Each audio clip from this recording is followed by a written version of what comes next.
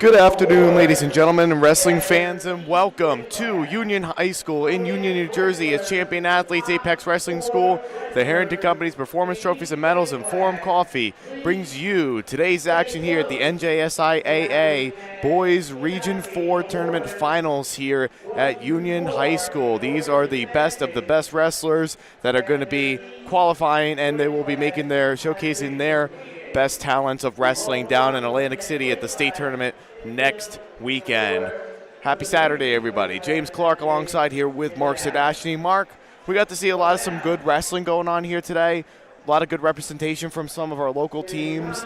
Talk a little bit about what can we expect here in the finals coming in. Well, it's a trip to Atlantic City here, James. A lot of them putting on their best performances here at Union High School, and they hope to show in the finals here what they clearly can do. Yeah, I mean, we got a lot of great guys coming up. We're going to be starting at 106. One of our local wrestlers that we're going to be seeing in our coverage area. First at 106, we got Daniel Bernardo from Westfield, who's going to be taking on Caden Wadle of North Hunterdon. And congratulations to North Hunterdon for representing here at Region 4 today. And congratulations to Coach Fitz, who is the Region 4 Coach of the Year from Del Val. But we'll be starting here at 106 pounds. But before we do that, let's talk about our social media. You can go ahead and follow us on social media, on Facebook at GardenStateHSWrestling.com, on X at GardenStateHSW, and on Instagram at GardenStateHSWrestling. And like and subscribe down low on our YouTube page, and also hit the subscribe button for any of your wrestling needs. It's what we call GardenStateHSWrestling.com, your team, your county, and your site.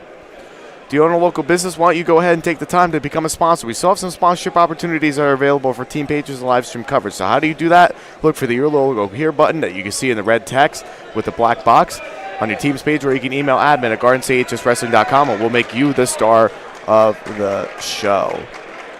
And we will get started here at 106 pounds here, starting off the Region 4 finals.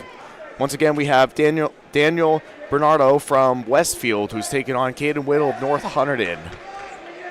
So it should be a really, really good final here between the two wrestlers that have showcased their best talents this wrestling season. As we said earlier, these are the best of the best here. Yeah, I mean, all four guys that qualify for states are definitely some of the best represented wrestlers in the state that are going to be competing here at 106 from this region. And off we go to start off the Region 4 finals. As we have some hand fighting going on from both wrestlers. Neither man taking a shot just yet. Here we go. As you can see, both wrestlers, you see that Bernardo is in that front headlock position.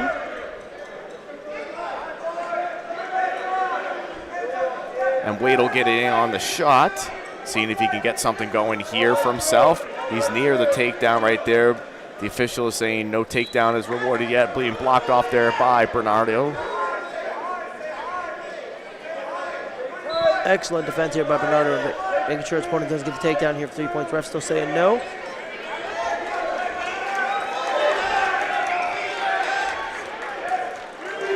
And he gets the takedown, Wadle. Berardi for the takedown.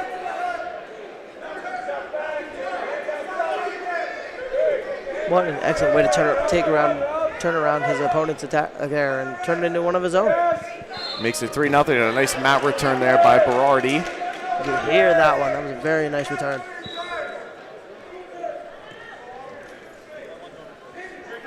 Makes it 3-0. And they go out of bounds here with 26 seconds left to go.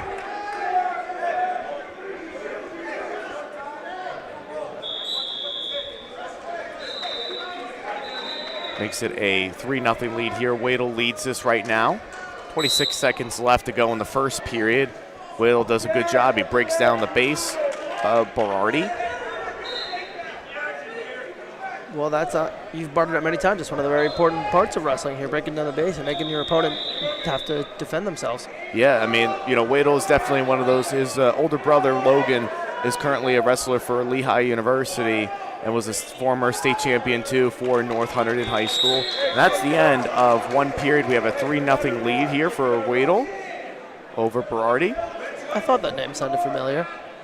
Yeah, the name Wadel's been around for quite some time now. It's going to be Wadel's choice. He's going to go underneath to start the second period. And we'll get right back into the reset here. As he's trying to do the spiral ride a little bit now, he's going to try and break down the base there of Wadel. And he's going to try to ride and see if he can turn him here by trying to put the head to the side.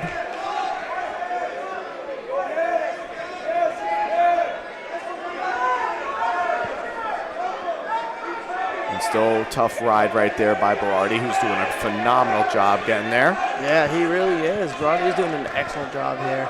Oh, Wadel, excuse me. Just to talk a little bit about how both these wrestlers got here today. Berardi got here. He got a pin over. He got a bye in the pre-quarters last night before he won a 12-5 decision over Stockel from South Plainfield, and then he ended up tech falling the top seed, Tristan Faltrock from Del Val, 19-3. And Wadel got here as the second seed. He got a bye in the pre-quarters. He got a tech in the quarters, and then he won 10-0 in his semifinal match earlier this morning. So that's how both wrestlers got here today. Minute left to go, just about in the second period, with both wrestlers still continuing to ride, and Berardi doing a really good job riding here after a dominant first period by Wadel, and now Wadel is getting near the escape. He gets out of it and makes it 4-0. Both these wrestlers seem to be very evenly matched here. Both men using their quickness and agility here. Yeah, I mean, that's something about these lower weights where you start out at like 100. When you start out like these lower weights at 106 and things like that, you know, that makes things a lot easier for everybody. So that's why it's always easy to be able to do that.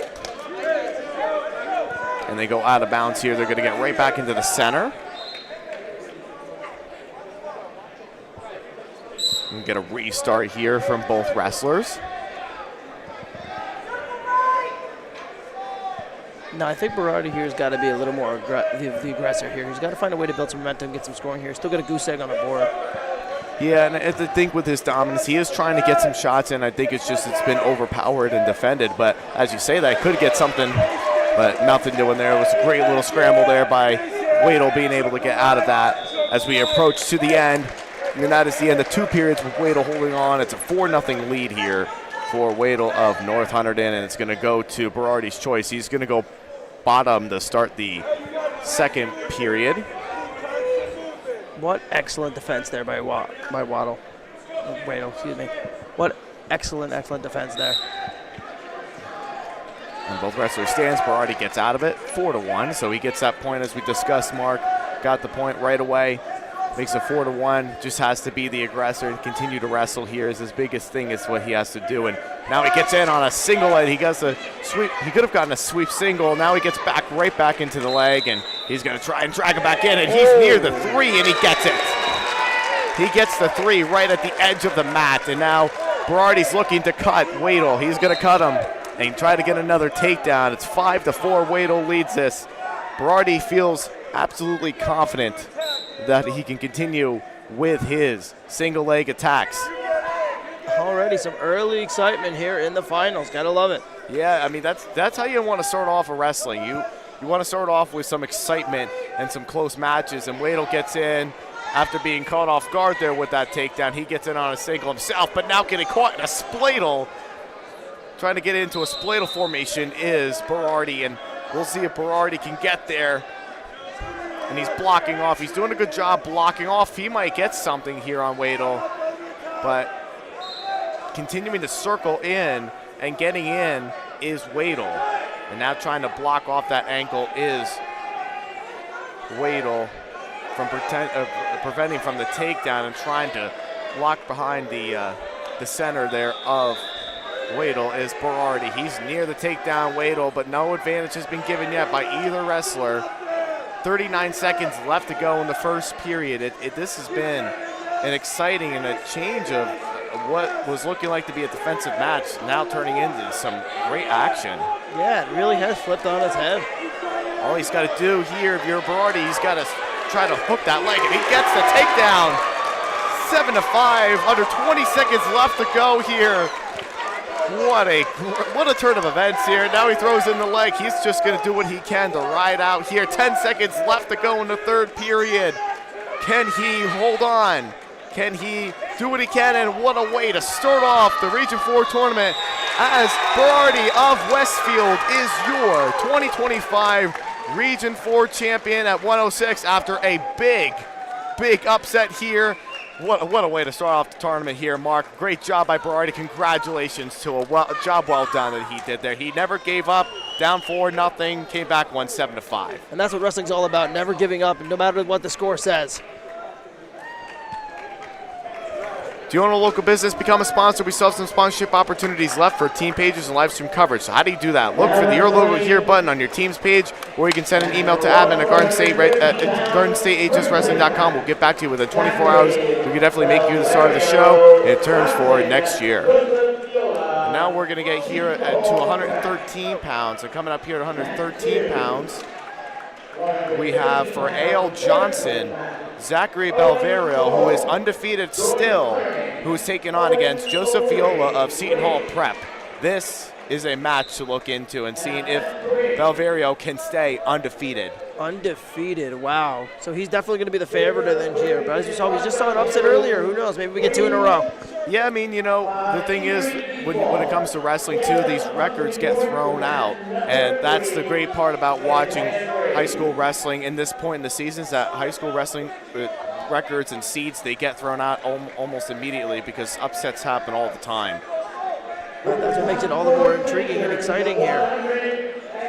And now trying to get in there is Belverio, trying to see if he can get in on the takedown. He should be near the takedown right there on Viola.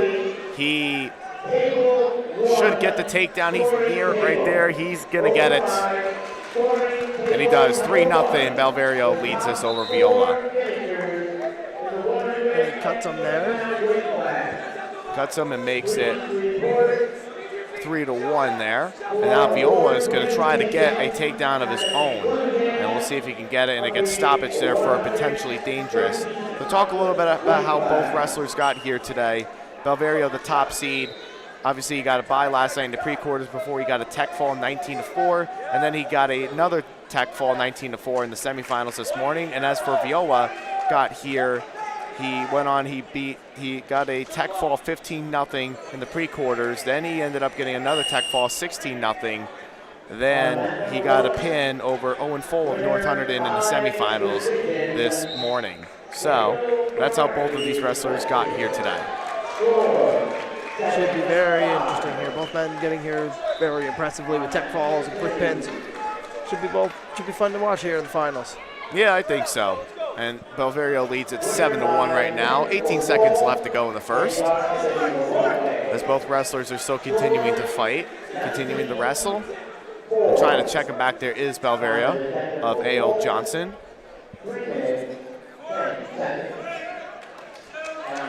And that's going to be the end of one period. 7-1 here. Belverio leads us over Viola of Seton Hall Prep. It's going to be Belverio's choice. He's going bottom right away. No joke right there. He wants to start this match at ease and early. I don't really blame him here. Want to get the points here. He's got to be able to keep up.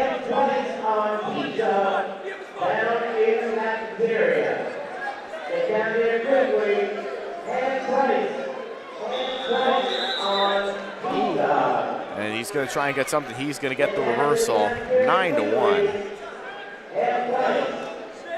And he's going to cut Viola Belverio, and he gets another takedown right there. 12-2. Now he cut Viola, and it's now 12-3, and we'll see if he can work on another takedown right there. And now getting a takedown of his own is Viola. He got a nice job by him by getting onto that attack right away. Now it's 12-6 in a regular decision. Almost using his own defense there and flipping it and making it an offense there. Yeah, I mean, he's definitely doing all of that just to ensure that it's continuing to just keep wrestling. And, sometimes you get a little bit laid back sometimes, and you get caught sometimes in takedowns. I've seen it quite a few times, obviously, this season and in years past. So you don't want to get too relaxed there. You want to keep wrestling, keep working on your offense, and that's how you're going to get to these the big stages.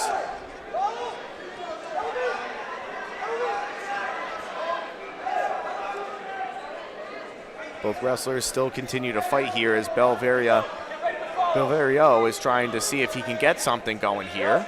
And he's going to try to sneak out from the back door. But good job by Viola for continuing to wrestle tough on top. And just riding tough is the big thing to be able to do in this stage. Now, I know you said before about riding that you think you want to find a way to incorporate the college rule there of ride time points and help you know how important they are. Yeah, eventually you want to. And that's something I feel like eventually the state will look into in the future, but I don't think it's going to happen right away. There's a lot of factors that's going to go into it, but still got some time here to go. I mean, Viola's been riding for a solid amount of time here. Yeah, he's been doing great here, and he's going to ride out till the end of the second period. And it was a great job by Viola keeping himself in this match. He's arguing with us, not arguing, but he's wanting to go bottom. He wants to go bottom. His coaches are telling him to go neutral, but he's going to end up going bottom. And we'll just see if he can be able to do something here. And Belverio decided to cut Viola and mix it now. It should be 12-7 right now, and they put it on the scoreboard. Just a little bit of a chess match between the two wrestlers here. At this point, yeah, they're figuring each other out. Viola's definitely getting himself figured out here, so that's a thing right there that they're doing. As we get another quick restart.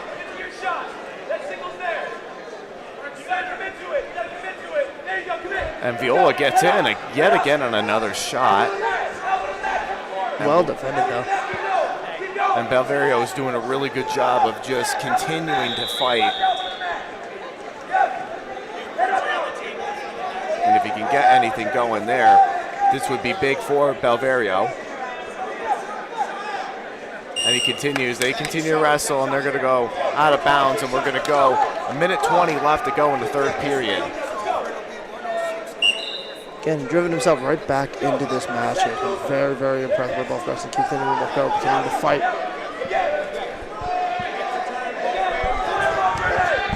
Been very, very impressive here. Yeah, he's been doing great here.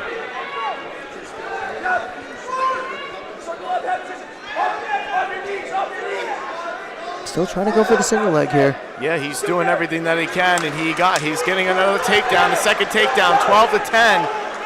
What can he do right here? Can Belverio hang on and stay undefeated? Or is Viola going to make things happen here? And a stall warning on Belverio. The first one, now he's going to cut Belverio. 13-10, 39 seconds to go. And Belverio, he gets in on a shot. And throwing in the whizzer is Viola. Can Viola do something here? Can he work on a Navy ride or some sort? Or a tilt to be able to get himself a takedown? But Belverio gets in on top, 16-10. He's going to lead this. 20 seconds to go in the third period. It's just been great here. Viola's been doing what he can to hang on and try to defeat the undefeated Zachary Belverio, but have no shame in this. Belverio's done a great job, and now a stall warning there. It's going to be a point for Viola. 5 seconds left to go here. I think at this point right here, I think Belverio is going to go in. And I think he's just going to come in and win this Region 4 final here at 113. I think this is really it at this point. Going to try to get the switch. There is Viola, but not going to have enough time. As Zachary Belverio of A.L. Johnson is your Region 4 champion here at 113 pounds in 2025. Congratulations to him, and congratulations to A.L. Johnson for a continuation of an undefeated wrestler, and good luck to him in Atlantic City next week. We like to take the time to thank Ivy Rehab Physical Therapy. At Ivy Rehab, we offer comprehensive care for every age. We offer broad insurance acceptance and personalized treatment plans, ensuring patients receive the quality of care they deserve. The best part, you can see a physical therapist with or without prescription. If you're in pain, schedule an appointment today at ivrehab.com/appointments. You can also scan the QR code on the screen to learn more about our treatments and specialties. Take care of your health with Ivy Rehab Physical Therapy. And now we'll get to 120 pounds right here. I think they're just finishing up there. They finished up on the 113-pound Oh, no, they're still finishing up there. It's a 2-2 tie right now at 113.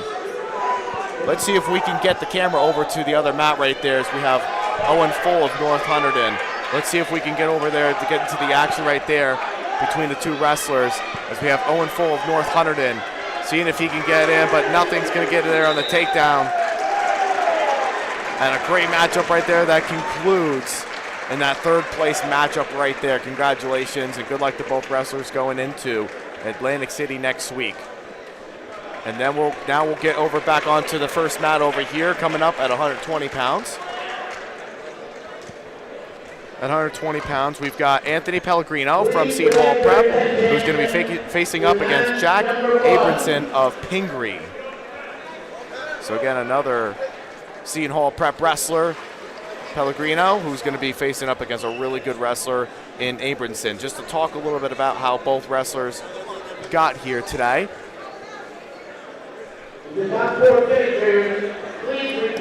Just talk a little bit how both wrestlers got here today. Pellegrino got here with a bye from last night in the pre-quarters, got a pin in the semifinals, and got an 8-1 decision in the semifinals earlier today. And then for Abramson of Pingree, he got here with a bye in the pre-quarters, a 7-2 decision in the quarterfinals, and a pin in the semifinals is how he got here today. As we are finishing up here on the medal rounds, or excuse me, they're handing out the medals here from the 106-pound weight class. And the 2025 Region 4 champion, 106-pound weight class from Westfield, Daniel Parati. Daniel Parati of Westfield, your champion at 106. Congratulations to him. And congratulations to all 4 place winners here at 106 pounds. And now we should get ourselves restarted here, should get ourselves going here at 120 pounds. Again, we have Pellegrino from Seton Hall Prep and Abramson from Pingree. Pingree, that's a name I haven't heard in quite a while. We used to swim against them back at my high school. He used to destroy us. Yeah, they definitely do represent some good wrestling every now and then. I didn't know how good their wrestling program was, though. It's very interesting to find out. Yeah, definitely. And now we'll get, and here we go, the match underway.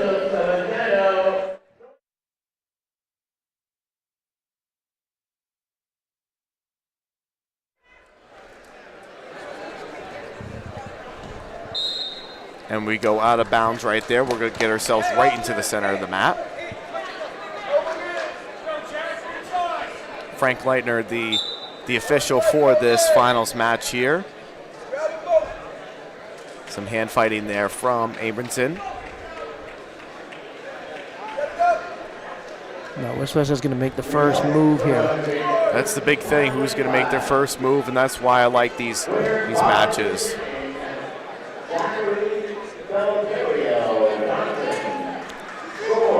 Obviously goes for the takedown here. Defended well there.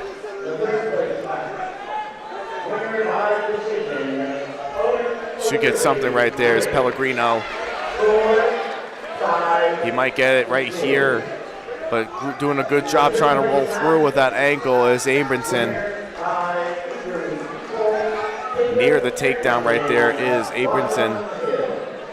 Or excuse me, Pellegrino is near the takedown. He might get it here in any minute. They're gonna go out. They're gonna get stoppage right there for a stalemate, and we'll get restarted here. I think we're gonna get some injury time right here. So let's go ahead. Let's talk about our social media and how you can watch us. You can follow us on social media on Facebook at GardenStateHSWrestling.com, on X at GardenStateHSW, and Instagram at GardenStateHSWrestling, and like and subscribe down low on our YouTube page, and also hit the subscribe button for all of your wrestling needs. Is what we call GardenStateHSWrestling.com.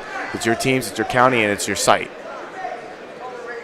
Do you own a local business? Why don't you go ahead and take the time to become a sponsor? We still have some sponsorship opportunities available for team pages and live stream coverage. So how do you do that? Look for the Your Logo Here button on your team's page, or you can send an email to admin at GardenStateHSWrestling.com. We'll get back to you within 24 hours, and we can make you the star of the show, and we'll get ourselves right back into the action right here after the little bit of that injury time taken there by Abramson.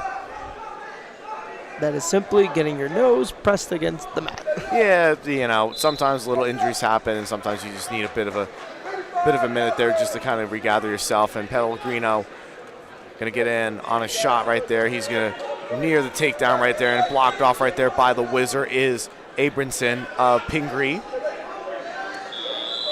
Very similar situation to what they started out with here. Should be near the takedown right there. Should be near the takedown. We should be getting it any moment right there from both wrestlers. 5 seconds to go here, and trying to see if he can sneak out from the back door right there is, and Abramson, a takedown right at the buzzer right there, gives him a 3-0 advantage, and that was just some sneaky wrestling there that we got to see there right at the end of the first. Yeah, that's a stolen 3 points there. All right, and a defer by Pellegrino. It's going to be Abramson's choice. He's going to go underneath the start.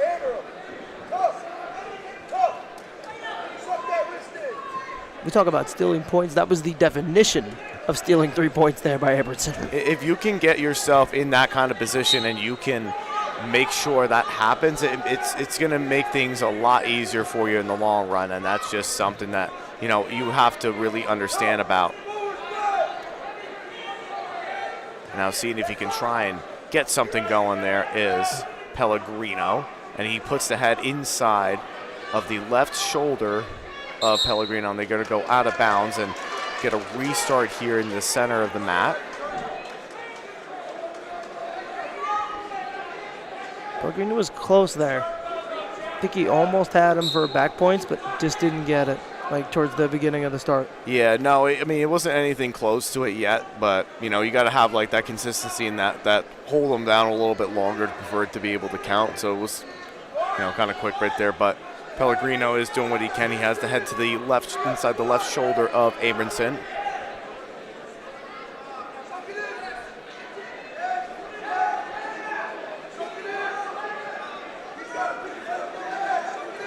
And he's going to see if he can get something going. There is Abramson.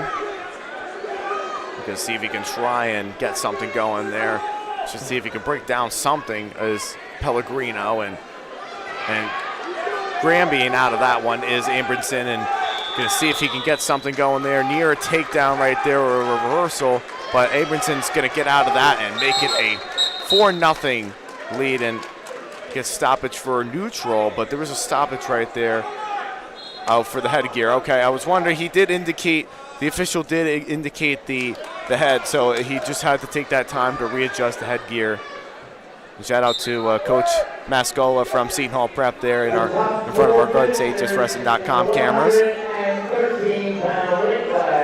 I thought there was like a swipe of the head attempt there, and the ref was giving him a caution, but no, just the headgear falling off. Yeah, that's, some officials will stop it. You know, you're supposed to really stop it, and a lot of times you'll see it stop and, you know, make sure they get that adjustment, that time to adjust it. And now getting near on a takedown, but blocking it off. Abramson blocking it off there on Pellegrino, and Pellegrino is near the takedown right there, but holding on to that right ankle is Abramson, and just doing a really good job of being able to hold himself there, and they'll get stoppage, and we'll get right back into the center for a neutral with 7 seconds left to go.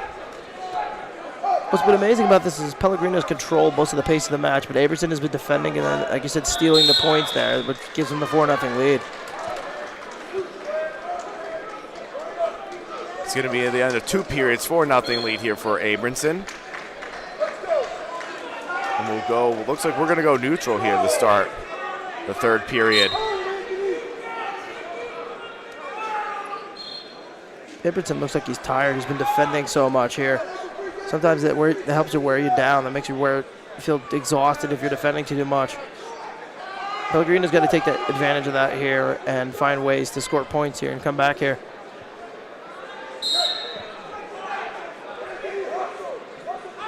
Coach saying something there. Slow to get up there a little bit is Abramson, as it got stoppage there for, I believe it was a stalemate call. And you can see Pellegrino is trying to really, he's trying to push the pace of the match here. He hasn't come close to a takedown yet, but he's got it near the takedown right there. Well, I was bringing it up earlier. Pellegrino, like you said, is aggressive. Person has been defending the entire match. He's probably exhausted. His deficit is worn out. He's near it right there. Near the takedown right there is Abramson. He gets the takedown. 7-0 that he leads this right now over Pellegrino. We're approaching to the 1 minute mark here in the third period.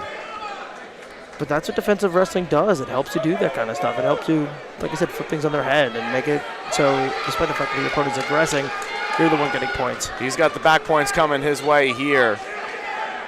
Can he get anything going here?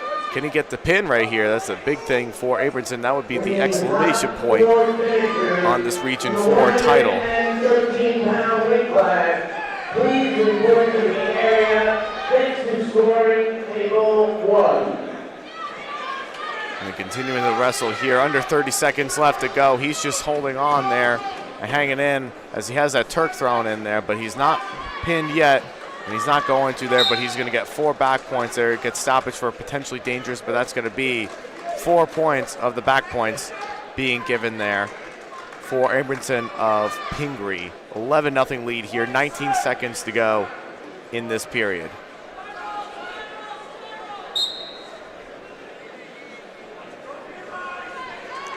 This has been very tightly contested, despite what the short, like I said, despite the fact what the score may say. It's been really, really tightly contested. Close to takedowns, close to back points, everything. And that's going to be the end of this one. And Abramson of Pingree, and a little bit of chippiness at the end right there. A little bit of chippiness right at the end there, but congratulations to Abramson of Pingree, who is your Region 4 champion here at 120 pounds. Congratulations to him. Well-deserved, dominating win, 11-0 win here. Please go into the second game.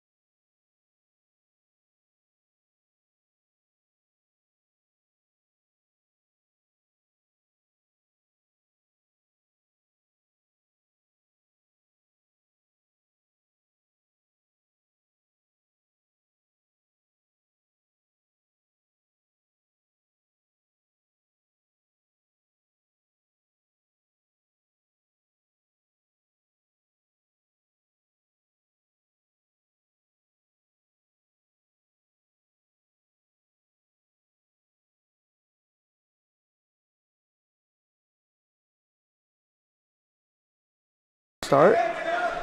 We apologize, ladies and gentlemen. We had a bit of a technical difficulty there with our soundboard. Got unplugged there, just got unplugged there, so we apologize for the bit of that sound that just kind of got locked up a little bit. But we're here at 126. Again, we have Anthony DeAndre from Watchung Hills facing up against Jaden Perez here of Del Val, a rematch from last week's district final.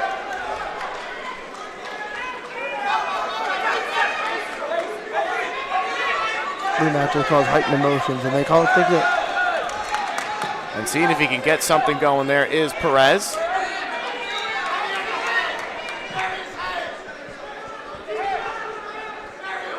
DeAndre doing well enough job defending as the ref says we go to neutral.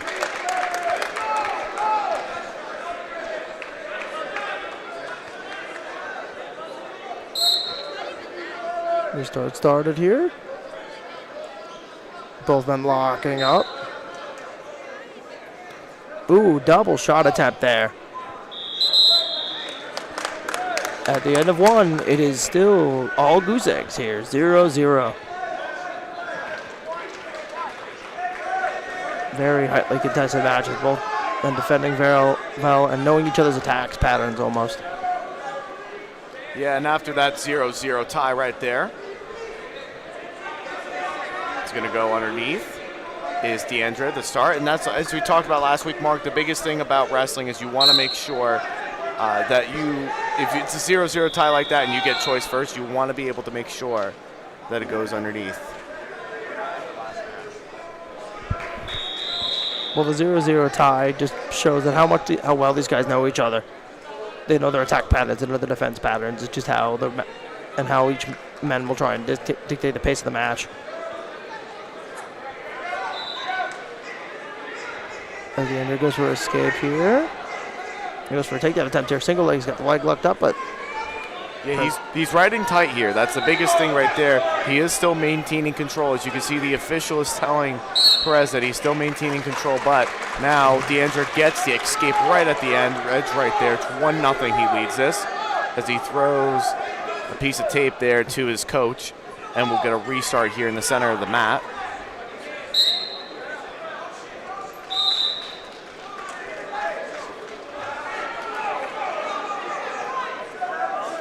See if he can get a shot there is DeAndre as he got that first shot, and Perez going in on a very sneaky shot right there. He tried to pull off an ankle pick, but he has that ankle trapped there on DeAndre is Perez. Can he get something going there is the biggest question of this match. Can he do something like that? And nothing there. Great job, great defense there by DeAndre. And we'll see if he can get something going here.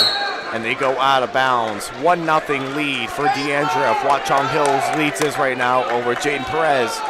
Get right back into the center of the mat. Some hand fighting there, head tapping from both wrestlers. In a very content matchup right here between both of these wrestlers. They know each other extremely well. And in that front headlock position there yet again is DeAndre. 20 seconds left to go in the second period as he holds a 1-0 lead over Perez. And the score shows that.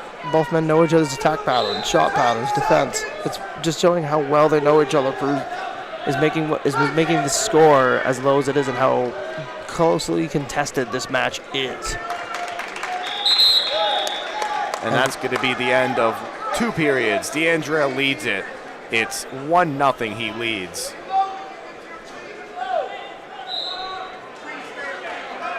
And neither man really has the momentum either. It's been very, very tight.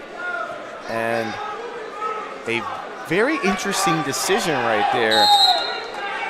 So Perez took bottom, right? And DeAndre decided to cut Perez. Now we're all tied up at one here. I think DeAndre did that. I think he felt very comfortable of wrestling on his feet, even though he was near taken down before. But I don't think he wanted to see Perez from bottom and not risk like a turn or a reversal there. So it was an interesting decision, to say the least. Well, no, you just treat it like it's a 0-0 match because they're all tied up. You might as well, be aggressive here, see if you can get a shot.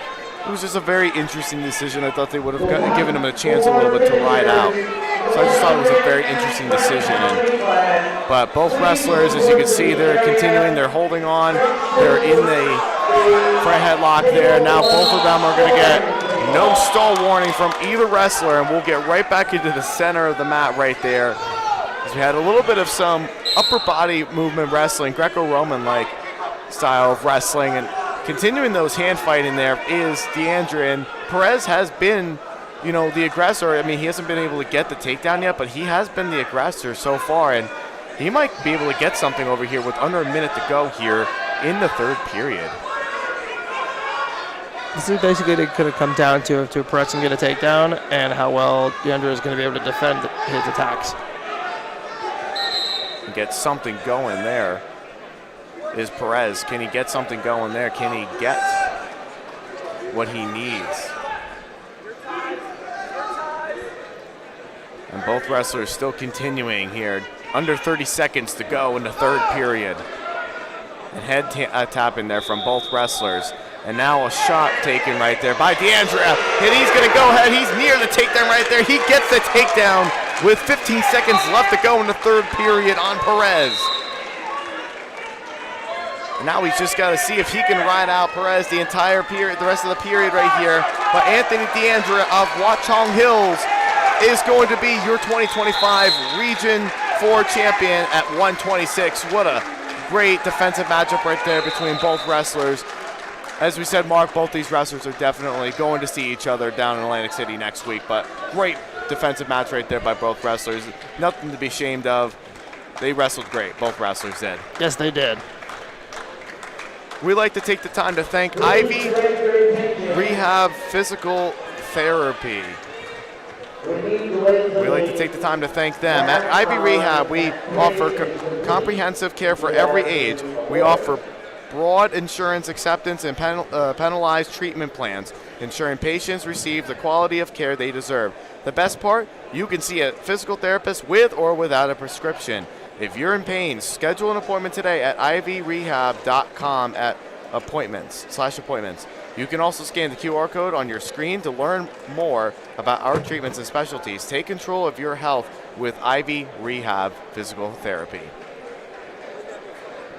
And today's broadcast is presented by Champion Athlete Sports Nutrition, Apex Wrestling School, the Harrington Company's Performance Trophies and Medals, and Forum Coffee, the official sponsors of GardensHSWrestling.com's live wrestling coverage. I'm James Clarke here with Mark Sirdashney. We're here at the Region 4 Tournament Finals at Union High School in Union, New Jersey. I also have to make mention, too, that we also are streaming Region 2 at Mount Olive High School with Donald J. Brower on the call there. And we're also at Region 3 at West Orange High School with John Kovac on the call over there. So if you want to tune in to either one of those streams, please take that time and tune into either one of those two quality regions alongside here of Region 4 at Union High School. And now we'll look over here to the 126 at the conclusion here. It's a third period matchup right here at 126. The third place match at 126. Fifth place match here. It's Hargrove from Union and Parks from Columbia.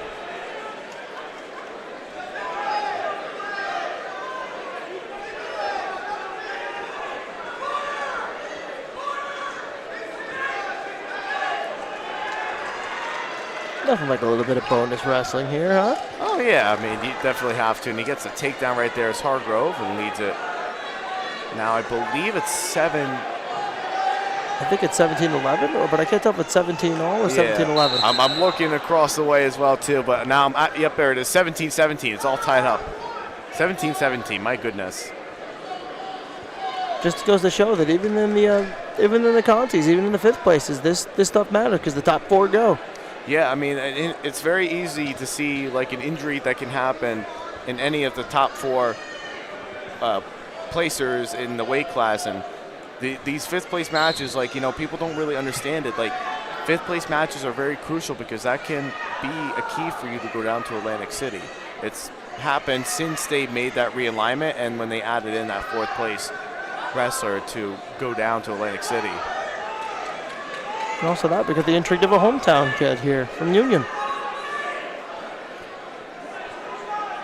Let's see if he can get something going here. But it looks like it's going to be a reversal there. It looks like it's going to be the back points coming their way. And he gets the pin right there. He finishes at 5th place. Is Clarke kill there from A.L. Johnson. And now we'll get here at 132 pounds. Oh, no, excuse me. I'm sorry. My apologies. It was Clarke's right there for Colonia. Now we'll get to the 132-pound final here after the medals right here that are being given. This is the 113, I believe, or 120. No, 120. But coming up at 132 pounds for the finals, we have Nicholas Polito from Paramus Catholic, who's going to be facing up against Aiden Urusi from North Hunterdon, so another representative in our area after we saw Jade Perez from the last match. Now we'll get Urusi, the second North Hunterdon wrestler that we're seeing here in the finals. North just had a heck of a season this year. They went on a run. Yeah, they really did, and now they're definitely going to be well represented down in Atlantic City too, with all the wrestlers that they had qualified for today.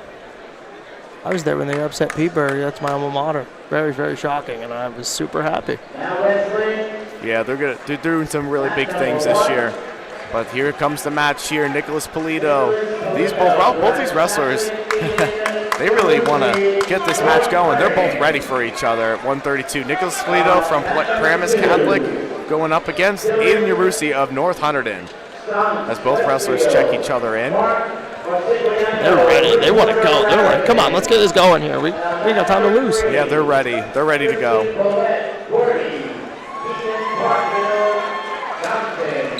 And here we go, the match underway at 132 with 4 bouts through, the 5th one starting now. Want to start getting into my Scott Hansen. If you watch NFL Red Zone, there's 7 hours of commercial-free football starts now. Now, I can't sound like as good as that. I don't think he's actually doing that anymore. I think he retired. I think it's going to be another guy. I think Scott Hansen's moving on to something else, which is a shame. No kidding. That's crazy to see. Maybe I can start taking it over now. Yeah, maybe you'll be the next Scott Hansen. You'll be running Red Zone. It'd be interesting to do that. Maybe we could do it for New Jersey Wrestling Red Zone, and we just have like streams going from all over the place. That'd be wild. No, I don't think it would really work out as much because there's not a whole lot of breaks in high school wrestling. But here we go at 132.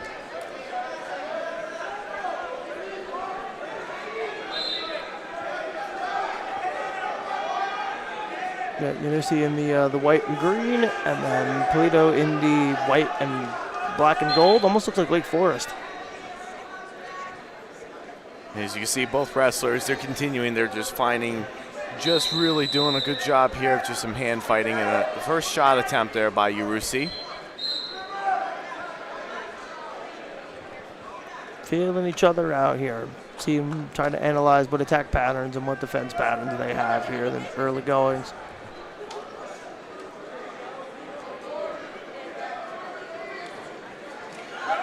Let's see if he can get something going there. Let's see if he can get a shot attempt there. This Urusi.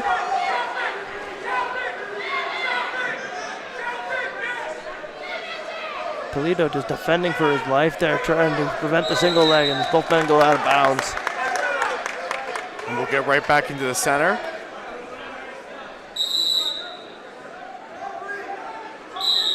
Oh, ref giving a stoppage here. The end of one. Flip a coin. It is Urusi's choice, and he chooses bottom.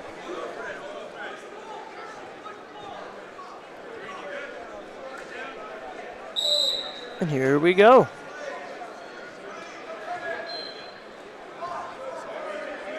Big mat return there from Polito. Wow, what a mat return. Yeah, that was a great mat return there. Urusi was so close to getting the escape, but Polito said, no, you do not get to get up and get that point. And he has the crossface thrown in there. but now he's trying to hook to the side. There is Polito. It's going to get stoppage right there. Going to get some blood time happening for both wrestlers. So while we're doing that, let's go ahead. Let's talk about our social media. Follow us on social media on Facebook at GardenStateHSWrestling.com, on X at GardenStateHSW, and on Instagram at GardenStateHSWrestling. And like and subscribe down low on our YouTube page, and also hit the subscribe button for all of your wrestling needs. It's what we call GardenStateHSWrestling.com, your team, your county, and your site. Do you own a local business? Become a sponsor. We still have some sponsorship opportunities available for team pages and live stream coverage. So how do you do that? Look for the Your Local Here button on your team's page, or you can send an email to admin at GardenStateHSWrestling.com. We'll get back to you within 24 hours. We can definitely help you, make you the star of the show. I know we're getting towards the end of the season, but either way, we could definitely help you out for next season and any upcoming streams that you would like to have covered. James Clarke alongside here with Mark Sirdashney at Union High School for the Region 4 Finals, and we get the escape there after that blood time from Urusi, 1-0. And another hotly contested matchup here.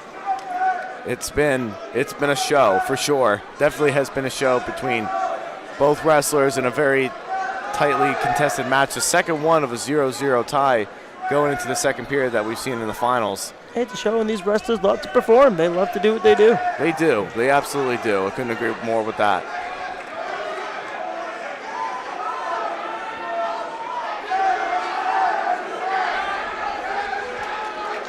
Oh man, just continuing. Like, see, they keep locking up. Yeah, there we go. Once again, another collar elbow. And they both feel each other out a little bit, not willing to give up an inch. Really, the only inch given up was that escape. Honestly, this whole time. Yeah, it's still a 1-0 match, but it's anybody's match here. Polito leads this from Paranis Catholic. And getting near something right there, both wrestlers. And in those underhooks right there is Polito. He's trying to get a throw thrown in there, but he's going to watch his own self because he's standing straight up. He doesn't want to give up anything big here, but I think they're both just going to be content, and they're going to go into the second period with a 1-0 lead here for Urusi of North Hunterdon, who leads it 1-0 over Polito of Paramus Catholic, and Polito's going to go bottom to start the third period. We might be looking at another 1-1 tie here, perhaps, if Polito can get the escape. And he does, making it 1-1.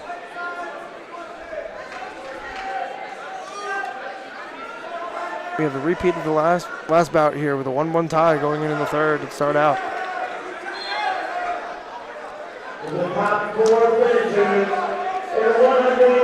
Now, which man will give up the first point, the giving point? We shall see.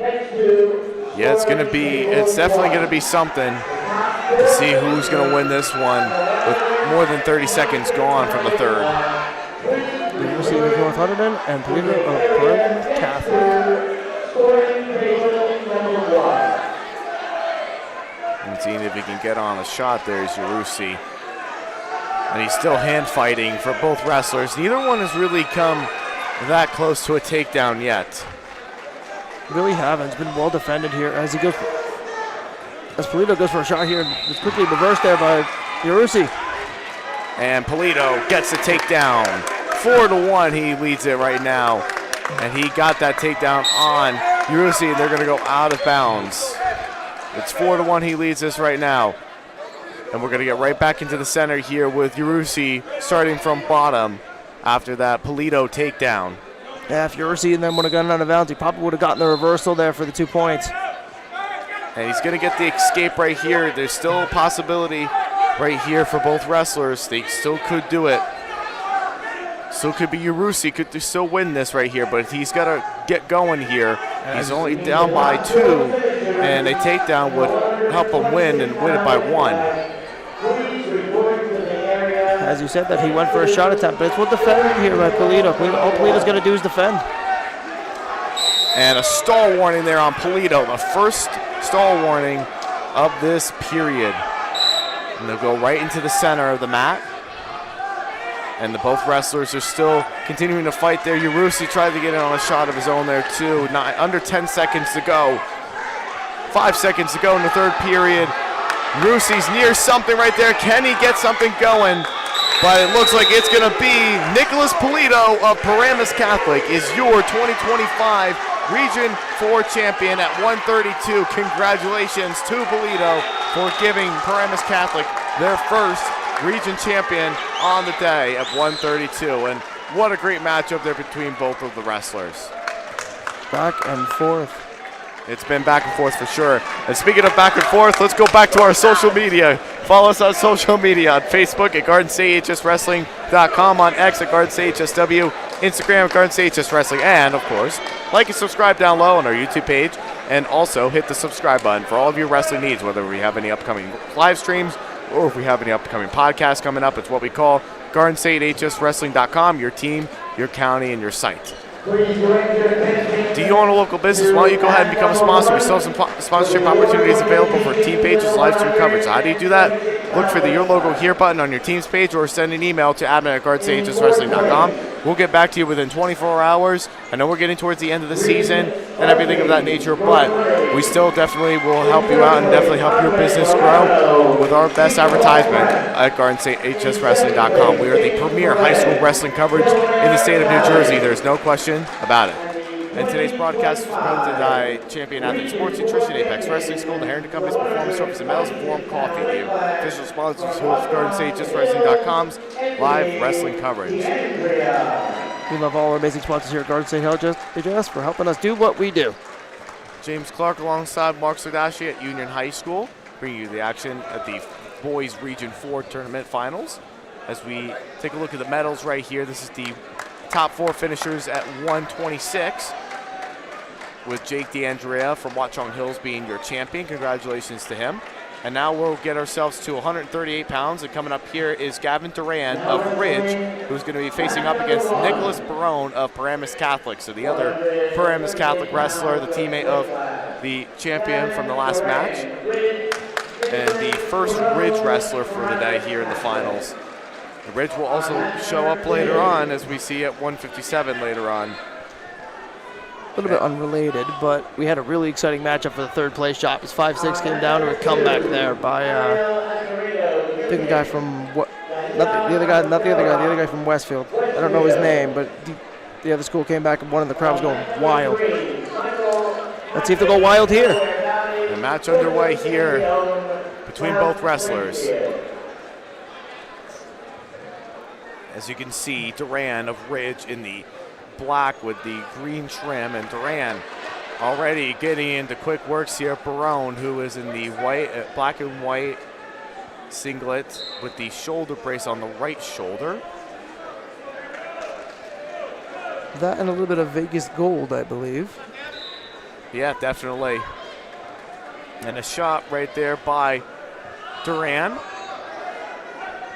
And nicely done there with the whizzer right there on Duran is Barone. He's going to be near the takedown right here any minute.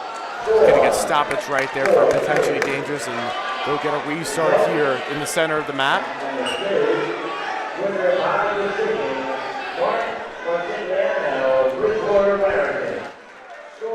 And now both wrestlers continuing to fight here.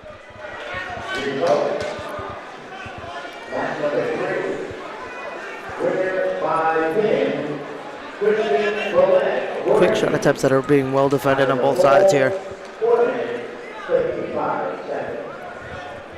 And they continue to fight here for both wrestlers.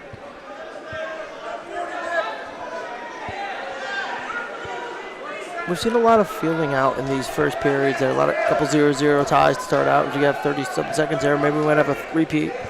Yeah, we've seen that a lot today, and I think it's kind of expected because we're in that deeper range in the regions now. So, you know, we're definitely expected to see a lot more closer matches. And I think going into next week, we'll definitely see a lot more of them. Going into next week as well, too, at Atlantic City. And 10 seconds left to go in the first period. And we will have the third straight match here with a 0-0 tie for both wrestlers. At least that's the way that it looks like, and that's exactly what it's going to look like right here. The flip of the coin goes to Duran. He's going to go bottom right away. as we have a 0-0 tie right here. Someone's going to score here first. At least someone has to. Whether it's going to be Barone from top with getting back points, or it's Duran with a reversal or an escape. I mean, we've definitely seen that a lot, and as he says, to get the escape here, it makes it 1-0 Duran.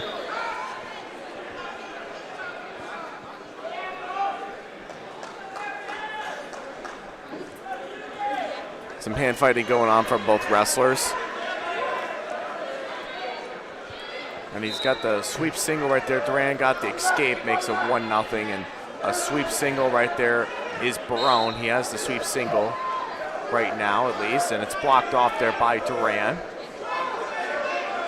And getting near some sort of takedown right there is Barone. They get a stoppage right there, and we will get ourselves right into the center of the mat yet again. Duran with a very impressive defense there of that sweeping single leg there by Barone. And now he's got the single yet again. See if he can get something going there. He switches it to a double, and it's blocked off there by Duran. He has that right ankle right there on Barone. He backs it off there, and he's stoppage right there for potentially dangerous, but injury time being there by Barone. 4-0 lead here for Barone leads this.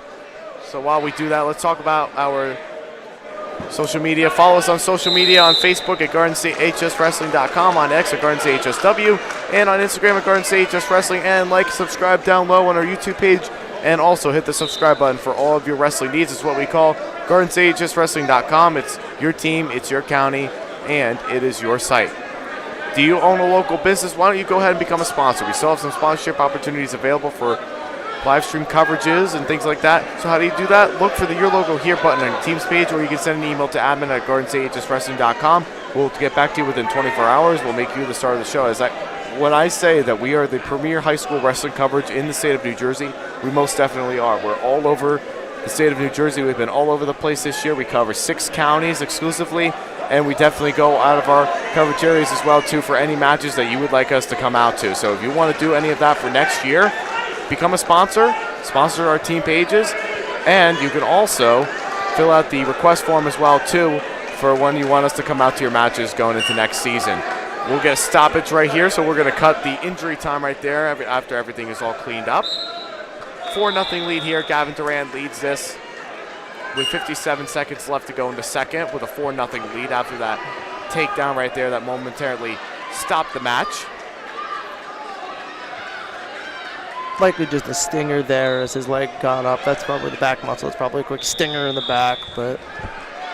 And trying to see if he can get something going there is Barone. And Duran is still riding from the side. As you can see, he's still riding from the side. He's going to stay to the side, and he's going to go. They're going to go to the neutral position. They'll go right back, not neutral, excuse me. They'll go right into the center of the mat.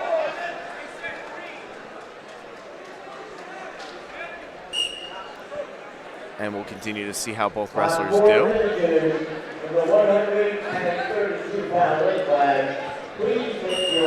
And we'll get stoppage right there for both wrestlers as we get a restart here. No escape yet for Barone there. I thought he had it. And now both wrestlers continuing to fight here for both wrestlers.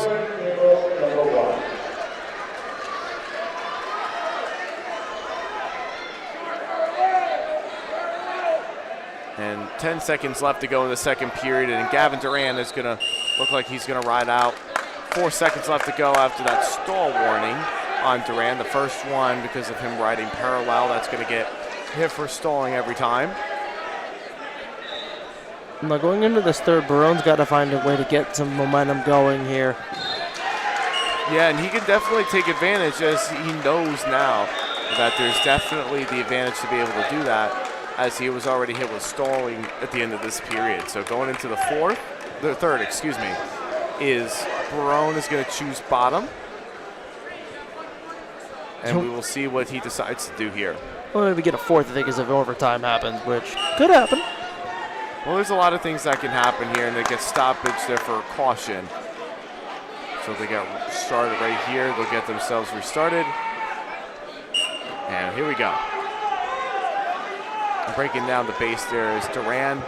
See if he could try to take advantage here of Barone.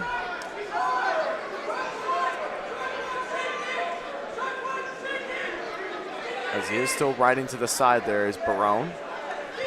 And seeing if he can try to break down, and he's got the angle right there. They're gonna go out of bounds right there, and they'll get a restart here in the center of the mat with Barone on bottom. Duran is doing amazing preventing the escapes here. He really is.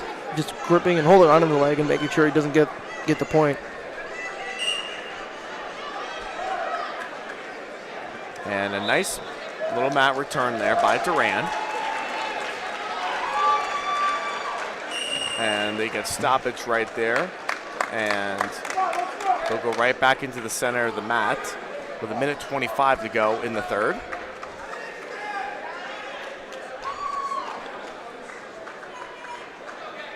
Like we said, Barone's got to do something here. He's got to be able to get free and get a quick takedown here, tie this up. He's got to do something here to gain some kind of momentum. Yeah. And he does. And he gets the escape, so that's the first way that he starts this. So he'll get the escape, make it 4-1. And now a takedown would tie it. And maybe he can even look for a desperation move here if he's got enough time and he feels confident in being able to do it. And both wrestlers are still hand fighting here, feeling each other out a little bit. Barone's got to make some moves. He's still got a little bit of time left, but he's got to make sure that he's ready to go going in. Yeah, if I were him, I would start getting aggressive here, taking some shots. You got to take risk here when you're down by 3 points. Yeah.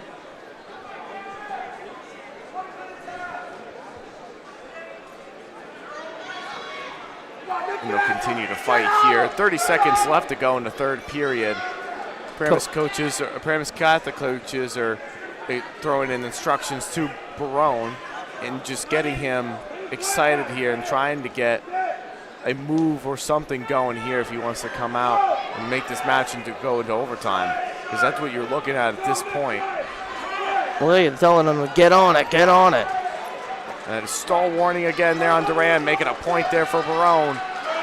But not enough time is going to happen right there. Gavin Duran of Ridge is going to be your 2025 Region 4 champion for the boys side of things at 138 pounds. Congratulations to Gavin Duran of Ridge here, getting that.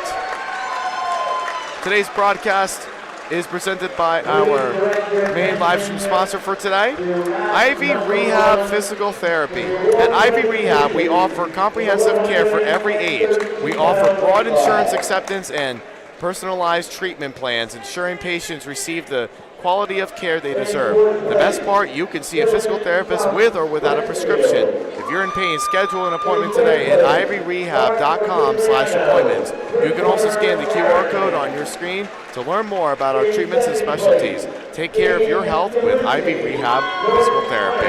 Thank you for your sponsor today here to bring us Region 2, Region 3, and Region 4 tournament finals. Congratulations. Thank you so much. And today's broadcast is presented by Champion Athlete Sports Nutrition, Apex Wrestling School, the Harrington Companies, Performance Trophies and Medals, and Forum Coffee, the official sponsors of GSHSWrestling.com's live wrestling coverage. I'm James Clarke, alongside here with Mark Sirdashney here at Union High School, bringing you the action here at the Region 4 Boys Finals. And coming up here at 144 pounds now, we have Siege Hibbler from Paramus Catholic, who's going to be facing up against Ryan Yang of Ridge. So there is another Ridge wrestler here. So there's 3 Ridge wrestlers that made it to the final. So another Paramus Catholic Ridge matchup here at 144. Let's see here if Paramus Catholic can get the one right back from the Ridge won the title. Won the title before. Let's see if Paramus Catholic can get the one back. Siege Hibbler was a wrestler last year from Leonia. Was a state medal winner from there last year. And then he comes over to Paramus Catholic this year. So we will see how he does right here. He was a state medal winner for them a year ago at Leonia before he transferred over to Paramus Catholic. And we'll see who comes out on top, but both wrestlers still filling each other out. As you see, the head taps a little bit from both wrestlers.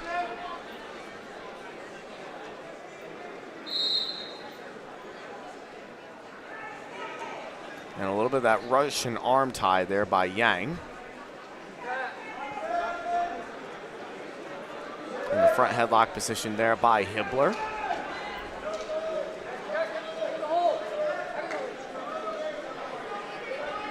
Using that front headlock to control the pace of the match early here.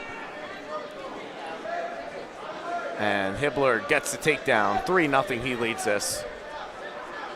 Finally, our 0-0 curse at the end of the first period is broken. Yes, yes it has. And both wrestlers still fill each other out.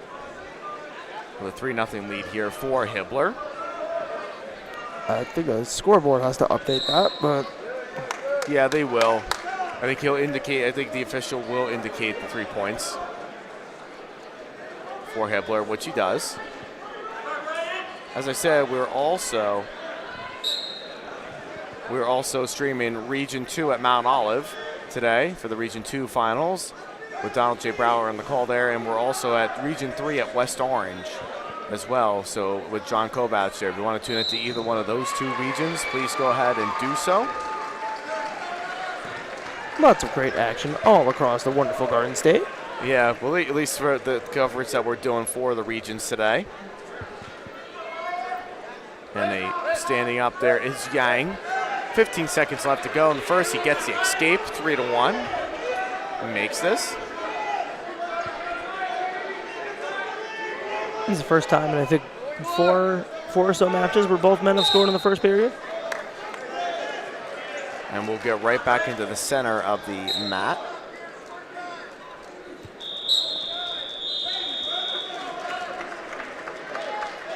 And that's the end of one period. 3-1 lead here for C. Hibbler.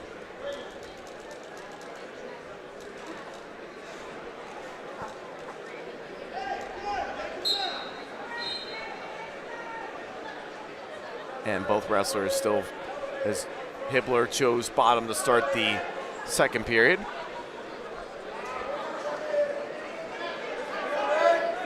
You know what's something I've noticed throughout a lot of the bouts here that have been going?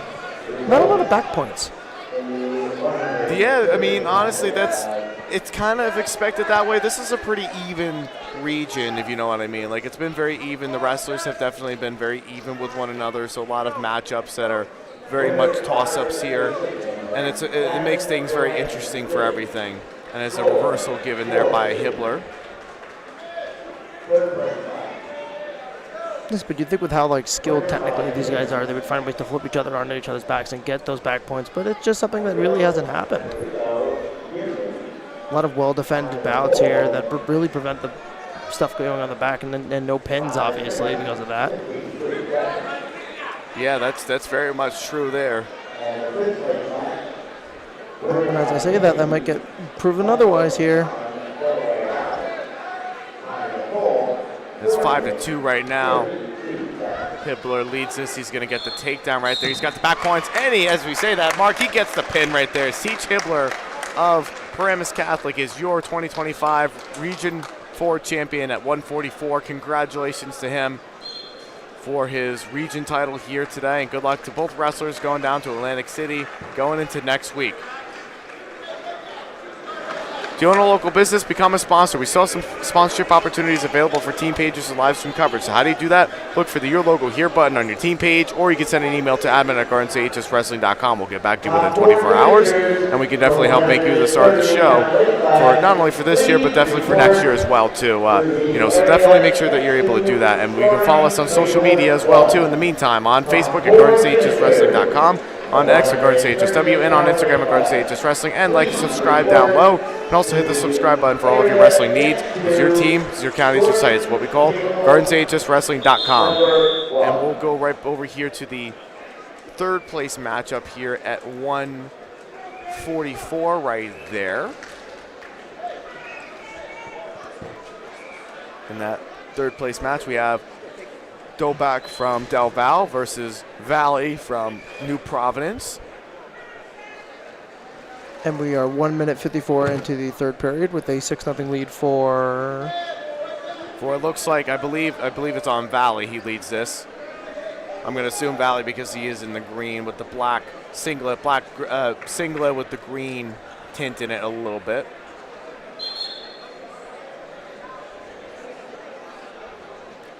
Yeah, it should be. It is 6. Yeah, it's 6-0. Well, it's 6-1 now after that technical violation, so it'll be 6-1 after that.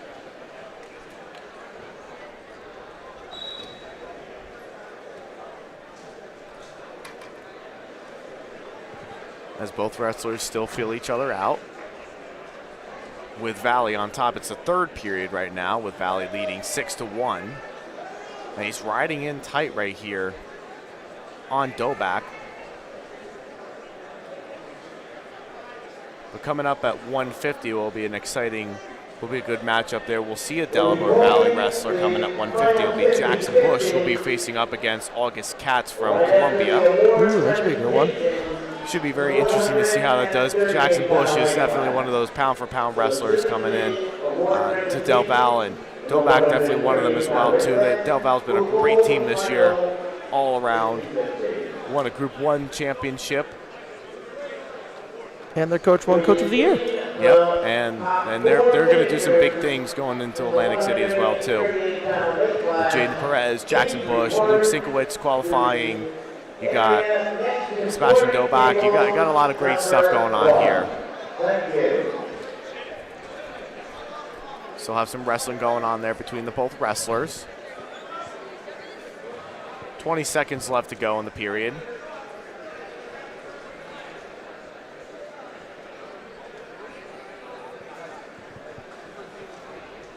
And it looks like Valley is going to come out from New Providence. He's going to be your third place finisher in the Region 4 finals here at 144. And now we'll get ourselves, first we'll give out the medalists at 138 coming up here. And as Jackson Bush already comes out here to the finals, all ready to go. And August Katz to follow from Columbia. To the center of mat number 1. My cousin Joey went to Columbia, actually. Columbia High School? Yeah. Oh, very nice. It's a nice little school there in South Orange. Graduated there same year I did, so 2019, and then he went to Rutgers and graduated in 2023. There you go. So now we'll get to feel each other as they all feel. After here, we'll have all the wrestlers here. Congratulations to all of our state qualifiers here at 138, with Gavin Duran being your Ridge wrestler that won at 138. And well-deserved there by all 4 wrestlers in this weight class. Congratulations to all 4 wrestlers qualifying for states. And good luck to them next weekend at Atlantic City. Ridge crowd there showing their appreciation for their champion there. Yeah, Ridge has had some good, they had a pretty good year this year despite losing in the quarterfinals and the sections against Fairlawn, but you know, they still got some good individual talent too. That's going to definitely make some big noise in Atlantic City. And now here we go. Jackson Bush of Del Val and August Katz of Columbia. A great matchup right here between the 2 wrestlers poised to do some good things down in Atlantic City. And the action will begin in 5, 4, 3,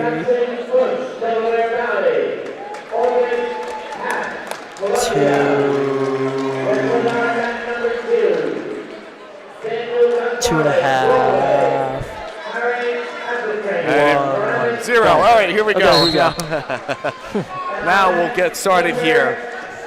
I think they were just waiting on the clock. And Bush, quick on the takedown. 3-0. He cuts Katz.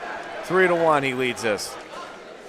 Bush in the navy and gold, and Katz in the, I want to say reddish, pink and gray. Yeah, that's their. I know they're the Cougars, so it's the red. It's a red-orange singlet, mostly red, with some black and gray, white and gray trimming, and the red stripe, solid red stripe on the back.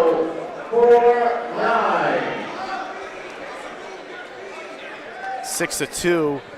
Bush leads us already after those 2 quick takedowns on Katz.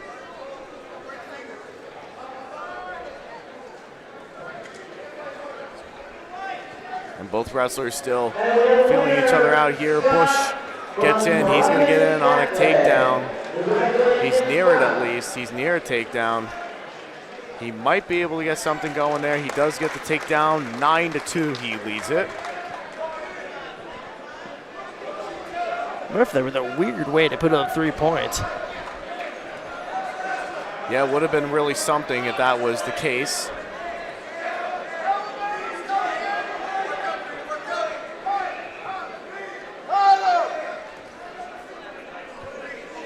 Good job there by Bush preventing the escape there, just holding on to the leg and then jumping right back on the Katz's back. Now, still 9-2 here, 25 seconds left to go in the first. With Bush here, now he's trying to see if he can run an arm bar on Katz. And nothing doing there for either wrestler. Result, 144 pound weight class. And he still has control of that wrist there, is Bush. 5 seconds to go.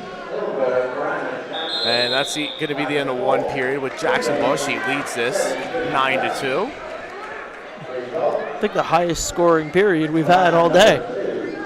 Yeah, it has been already at least. You know, we definitely have been doing some great stuff. 4-6-1.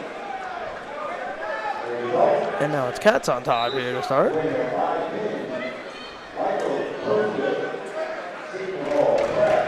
And Bush with the 1-point escape, making it 10-2 with 1:48 left in the second.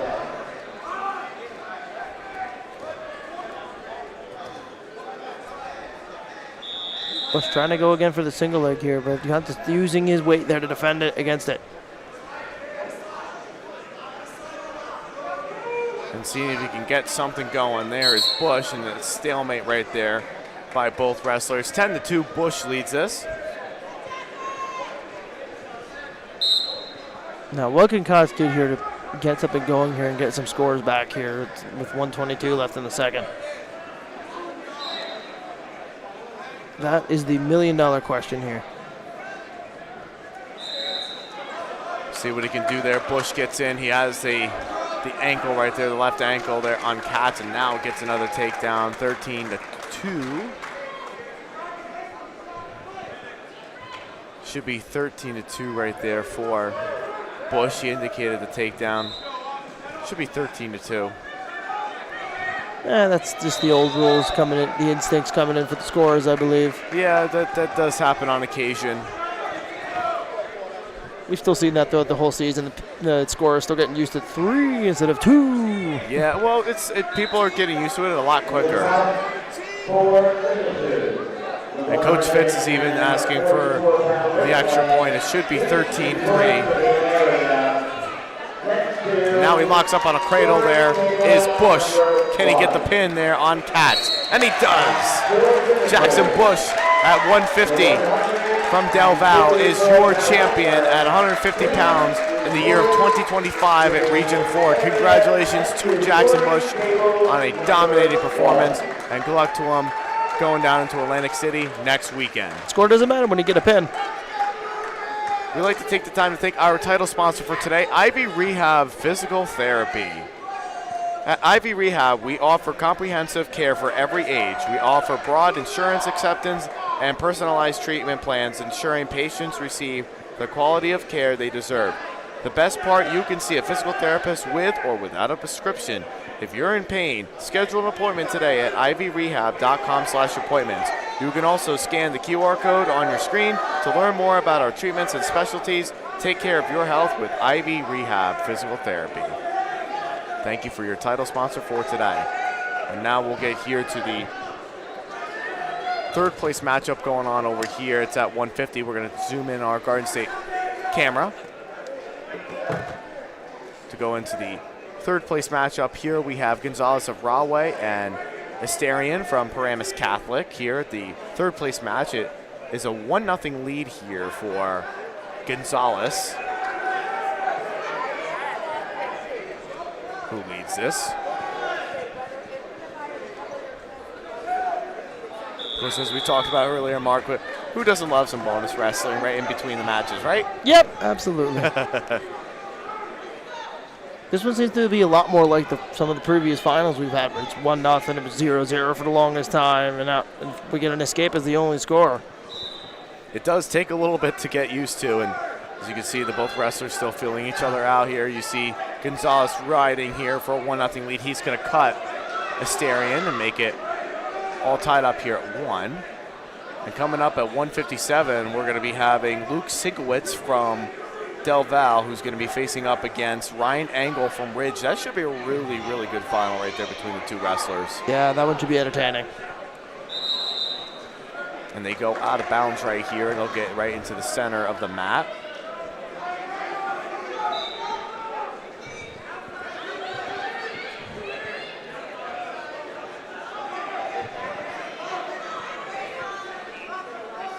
Both men continue to lock up here. Here we go.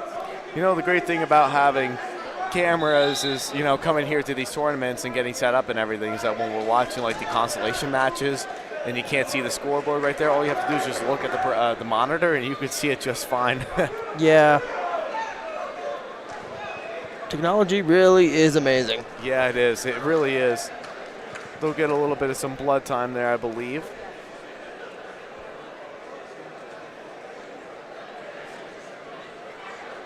Bonus matches and a little bit of blood. Doesn't look like too much though. Both men look like they're ready to go. Probably just a quick nick.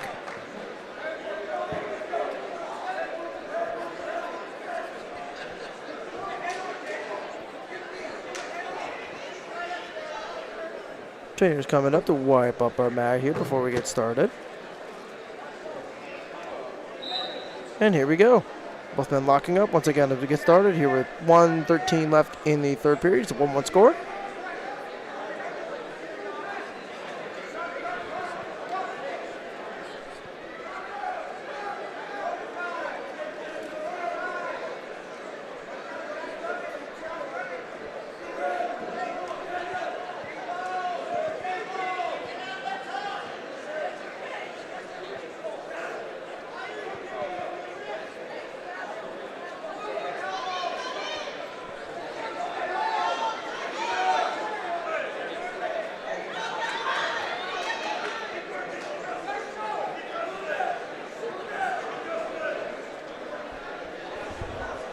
And then the front headlock there is Gonzalez. He'll get right back into the center of the mat here. We got 27 seconds left to go.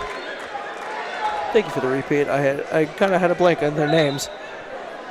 Yeah, Gonzalez and Asterian. Asterian, okay. And it's all tied up at 1. 20 seconds left to go.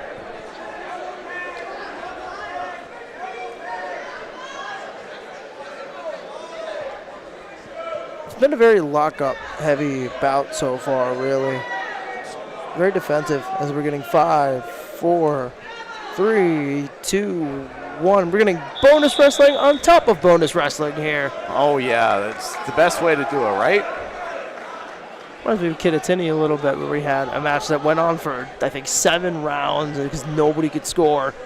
It was a big, I think it was 285 or 215 pounds. Yeah, that's the way of how wrestling is, especially in those upper weights. You're watching them, and they most of the time, 9 times out of 10, they're either getting pinned or they're going into the ultimate ride-out. That's usually how it is between the upper weights. Most of the time it is. But this year hasn't been as much, and most of the wrestling that we've seen this year is mostly have been like ended if they go into overtime. They mostly have been ending in sudden victory this year, which is like the first round of overtime with the 1 minute on the clock, as you're going to see right here. So a sudden victory. So in this 1 minute period, it would be first takedown would win right here, and if neither one gets a takedown, they go into what they call the ride-out. So the 30-second periods, and there's 3 of them. So if you score in one and then you ride out in the next one, you come out as that victor. Neither wrestler doing anything there. They all go out of bounds. Get a little bit of a trip there. Tripped up right there is Gonzalez. And they'll get right into the center of the mat.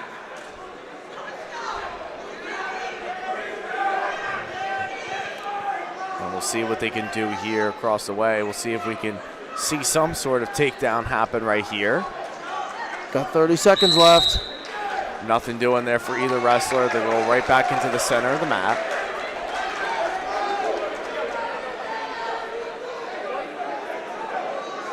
We might have blood time here. Yeah, blood time and overtime. Yep, another blood time period there for the Asterian wrestler from Paramus Catholic. As a reminder, ladies and gentlemen, today's broadcast is presented by Champion Athlete Sports Nutrition, Apex Wrestling School, the Harrington Companies, Performance Trophies and Medals, and Forum Coffee, the official sponsors of GardensAHSWrestling.com's live wrestling coverage. I'm James Clarke, here with Mark Sirdashney here at Union High School in Union, New Jersey, as we bring you the action here of the Region 4 finals. And as we're awaiting the 157-pound final to start, we're here at 150 still for the third place matchup here between Gonzalez of Rahway and Asterian from Paramus Catholic. And it's overtime, tied at 1 with 26 seconds left to go in the sudden victory period. I was going to say, does it have a specific name or just the first overtime period, the sudden victory period? I think I like that. Yeah, they call it sudden victory, and then later they call it tiebreakers, and the very last one is the ultimate tiebreaker, which is like the ride out. You have to, if you get to that point, you have to ride out your opponent. So if you ride out your whole entire opponent, you win. And if that person escapes, then they win. So that one just, and oh wow! The Rahway fans 1 and 3. They don't get 3 at the end. It's because they went out of bounds. Just barely. It looked like if you looked at the monitor, it did look like he could have gotten the toes in, but it was very, very, very close. It was right out of bounds. So as we call it, Saved by the Bell. Now here's what we call the tiebreaker. So this is the first one right here. So Asterian gets out here. It's 2-1. Now in the next tiebreaker, Gonzalez would have to get out. Yeah. And extend it to the ultimate tiebreaker. And if he does not, Asterian would win 2-1. Or any kind of back points for that matter too. Yeah, for that. We had that in the we had one other overtime in that Kid Attendate finals, and that's how that went in, because they got back time and just back points and couldn't get the extra points that was needed. And after that, so it's 2-1. Asterian leads it over Gonzalez. Gonzalez chooses bottom. I mean, you have to. Well, if you want to extend it, at least if you can get a reversal here, you win. As Yeah. you can see, he gets a switch. He's working for the switch at least. So he wants to try to get the reversal. But I think in this point, in this advantage point, you want to get yourself out of it. And a stall warning there on Asterian. So it's the first stall warning for him. Now, if he gets a second stall warning, that's a point, and that ties it up, right? Yes. And that would tie it up. And now he's near it. He was near it. 14 seconds left to go in this tiebreaker. He's got to get out of here. He was near it, actually. He was really very much near it. If he was more closer in bounds, he could have gotten out. And now he stands up yet again and breaking down the base. There is Asterian. And trying to Granby right through it. Can he get out of here? He's near it. And he gets the escape. Can he get a takedown on top of it? He does not. And now here comes the ride out here. It all depends on who scored first. I believe Gonzalez scored first, so he should get choice. Gonzalez arguing with the ref about something here. You kept pointing to his arm there, so I don't know if it was because of blood or what it was, but Gonzalez, here it is. The ultimate tiebreaker right here begins now. 30 seconds on the clock. Gonzalez needs to get out if he wants to take third place. Asterian is doing what he can to grab onto the leg. He's riding Gonzalez. Can he get out? Can Gonzalez get out here? And a Merkel right there. He's got to be careful. He might get hit for stalling right here. And Gonzalez, he gets out of it.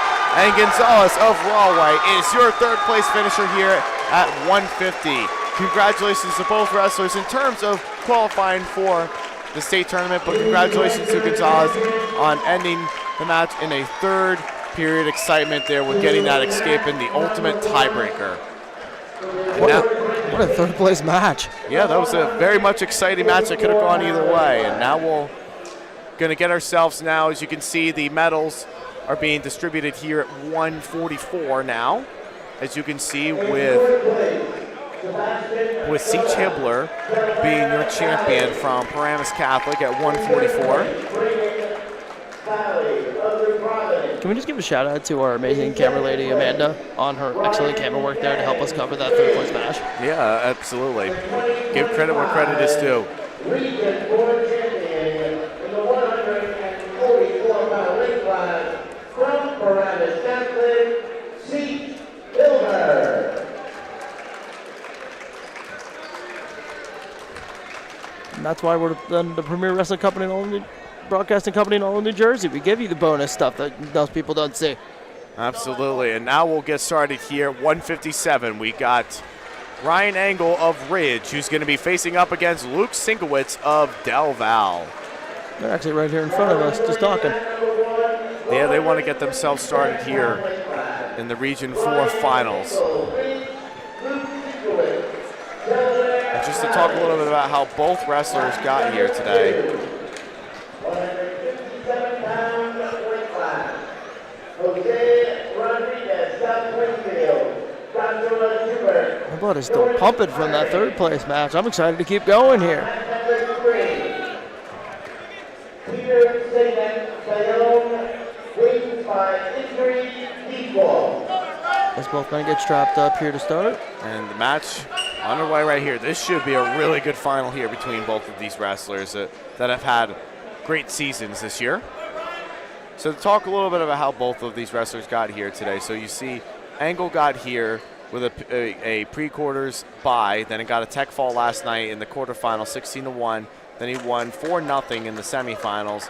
And then as for Sinkowitz, he got here today by getting a bye in the pre-quarters, got a major decision 15-6 in the quarters last night, and then got a 18-1 tech fall in the semifinals.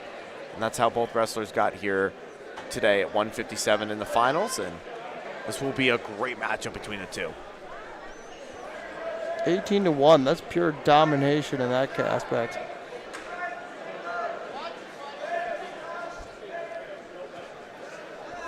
But this one right here is a really good matchup. I believe both of these wrestlers actually met earlier in the year, because I know Del Val and Ridge did meet earlier in this regular season, where Del Val did beat Ridge. I believe they did wrestle each other this year, and I'm pretty sure that's why Engel got the top seed here, because I think Engel did beat Sinkowitz the first time. But I'm just going to double check for that real quick here for the history of that match, which was back in January. So, yep, so that's how he got the top seed. So Ryan Engel won 14-8 earlier in the season over Sinkowitz in that dual match with Del Val and Ridge.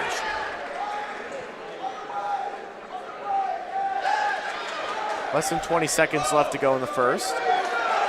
And a takedown right there. Engel gets the takedown, 3-0. But the coaching staff of Del Val, Coach Fitz, is looking there. Now he gets a takedown right. Well, he did get the takedown right there. The coaching staff wanted to look there because Sinkowitz was still holding onto that leg, so they didn't think the takedown was quite there just yet. But even if he would have let go of it, he would have gotten the takedown anyway. So 3-0, Engel leads this. Yeah, at that point, it's just like, yeah, takedown. You're gonna get the takedown at that point, no matter what kind of leg grab is there. I mean, you definitely want to make sure that you are wrestling every square inch of the mat, and every square inch of the body, of course, does count, depending on like officiating. So you can definitely see it from a coaching standpoint. You can see it from an official standpoint. You can see it from a lot of different standpoints from anybody.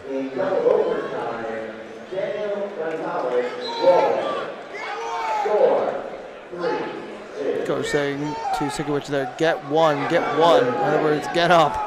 Yeah, just get your one right there. And as a top wrestler, you always want to give up one, not two, if you're going to give up any kind of points. And it's 3-1 after that escape there for Sinkowitz.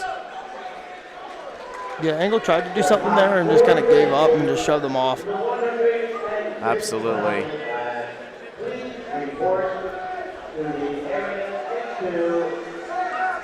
Scoring table number 1. as both wrestlers are still feeling each other out. As you can see, not willing to give up too much there, even with that angled takedown. And you can see he's got the single. He's got that leg right there, and it's being blocked off there, locked through the crotch. There is Sinkowitz. And near it, after popping out the head to the side, is Angle, and he gets the takedown, 6-1. And he has the half thrown in there on Sinkowitz. Switches up and gets control of the wrist, but goes right back to it. And he'll try to do something if he can ride it here. He does have that control right now. He's just been in pure dominance so far in this period. And in the last period as well, too. It's just so far in this match. And we're going to get to the conclusion of the period. It's 6-1. Angle leads this. He chooses neutral. He's going right back on his feet, and deservingly so, because that's where he's been the most dominant. He feels the most comfortable being there, as he's been able to get takedown after takedown after takedown. Oh, absolutely. He definitely deserves to be in neutral here. He definitely wants to work his feet magic here and get some takedowns and get some more points. Absolutely. And now he'll try to see if he can get something going here. Is Sinkowitz. He's got to be the aggressor. He's got to get himself back in this formality. And they get right back into the center right there. That's what you got to respect from both wrestlers. They'll wrestle to the center of the mat because they want to keep the competition in the center. Yeah. And he tried to get on a shot there with Sinkowitz. And I don't think anything going there for Angle. He's not going to get anything out of it. Yeah, he's trying the double underhook there, but just nothing going there. He was looking for the takedown. He did look up at the official, but did not get the takedown. And they'll go right back into the center. And both wrestlers will continue to wrestle each other.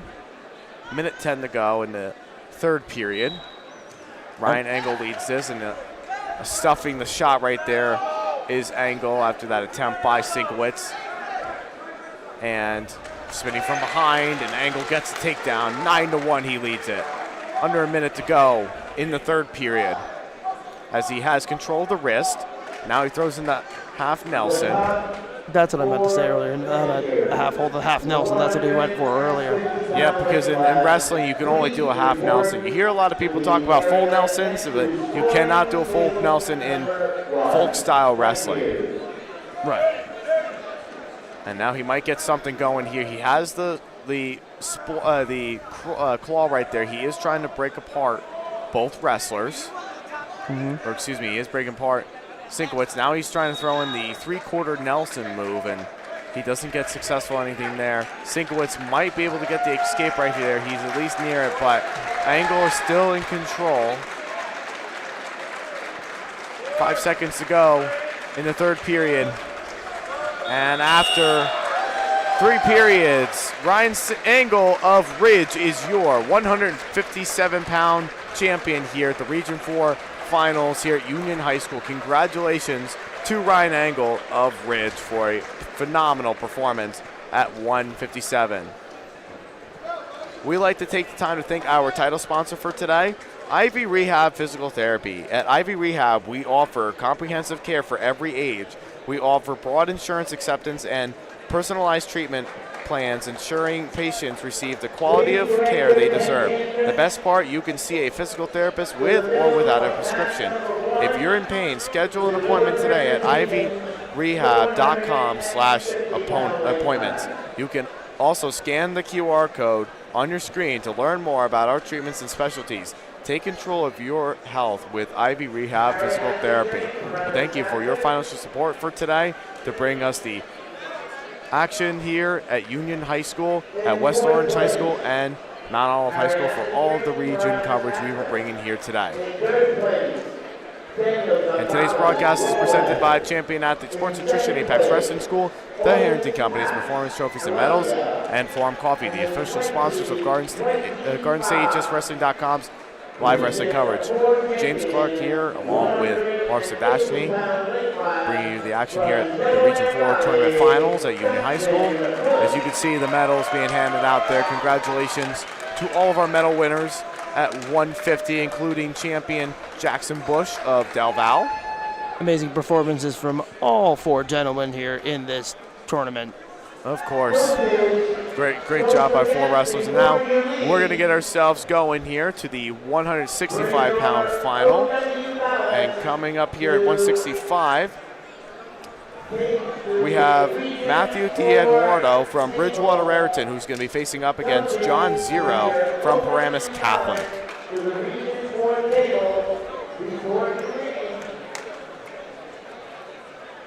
First Bridgewater wrestler we've seen in this tournament so far. Bridgewater Raritan has had a pretty good season this year, making it to the Group 5 finals this year before they faced Southern, the eventual champion.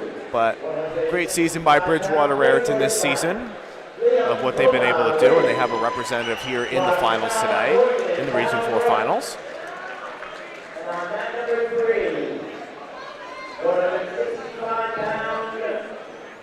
And we have another Paramus Catholic wrestler here, the 4th?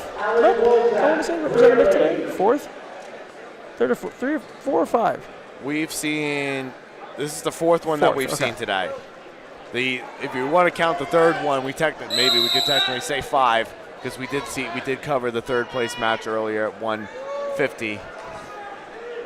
That's where my confusion came up. I'm like, wait. Yeah, that was 3rd place, but in the finals, this is our 4th representative from Paramus Catholic here. Yes, that is correct. And D'Eduardo, quick on the takedown, but they all go out of bounds. All 4 feet, all body parts go out of bounds, and we'll get right back into the center here between both wrestlers, and the match continues to be underway. And if he doesn't go out of bounds, there he gets 3 points. Is D'Eduardo? Am I correct on that? D'Eduardo, yep. Okay. You got it. And a great job right there for both wrestlers.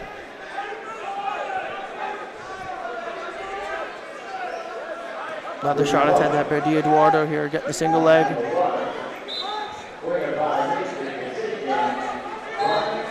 Trying to go for the sweep here and get the takedown. Gets it. Yep, got the takedown. It's 3-0. D'Eduardo of Bridgewater Raritan, he leads it. Minute left to go in the first period. And after 165, we got 4 more weight classes, 4 more champs to crown. Should be fun here. Oh, absolutely. Anytime that you're always covering wrestling is always the most fun that you can ever see. I'll second that one. Been a fantastic season covering all this stuff here with Garden State High School wrestling.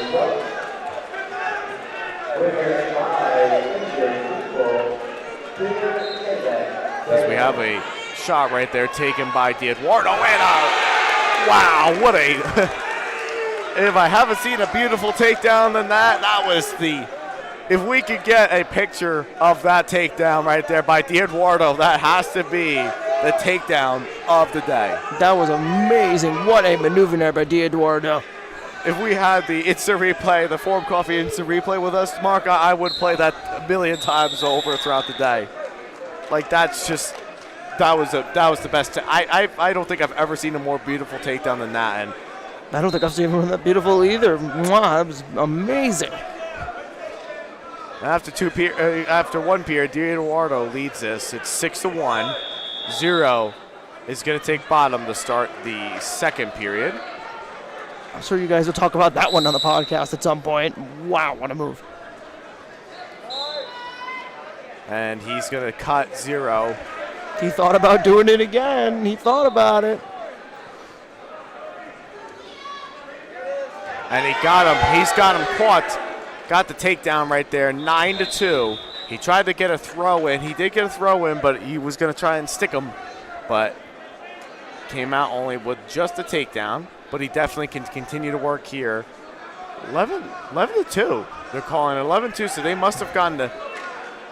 It was a 3 takedown. Had to have been 2 back points.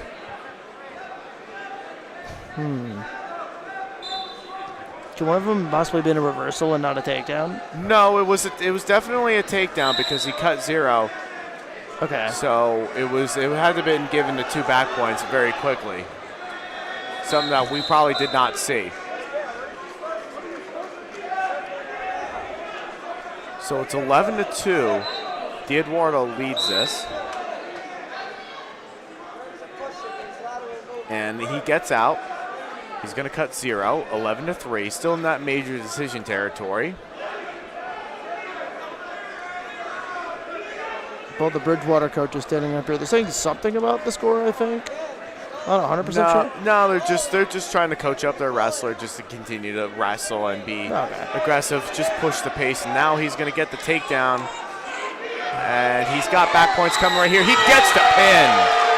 Matthew D'Eduardo of Bridgewater Raritan is a champion for you today here at 165 at the Region 4 Finals at 165 pounds.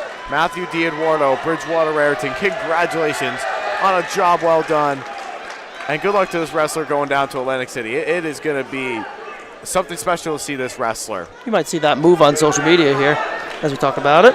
Follow us on social media on Facebook at GardenStateHSWrestling.com, on X at GardenStateHSW, and on Instagram at GardenStateHSWrestling. And like and subscribe down low on our YouTube page. And also hit the subscribe button for all of your wrestling needs, whether we have any upcoming podcasts or any upcoming live streams coming up your way. It's what we call GardenStateHSWrestling.com, your team, your county, and your site. Do you know a local business? Why don't you go ahead and become a sponsor? We still have some sponsorship opportunities available for T-Pages live stream coverage. So how do you do that?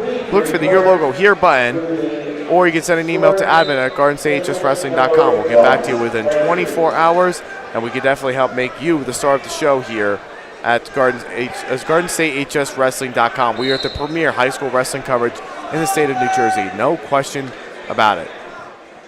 And now, as we are awaiting the finals matchup coming up here, we're bringing you some action over here. This is the 5th place matchup. We do have both 3rd place and 5th place going at the same time here, but the 3rd place match I believe is in blood time right now, so we're going to do the 5th.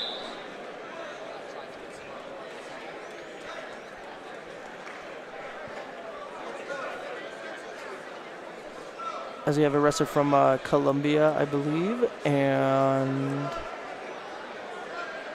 trying to read the other man's singlet there.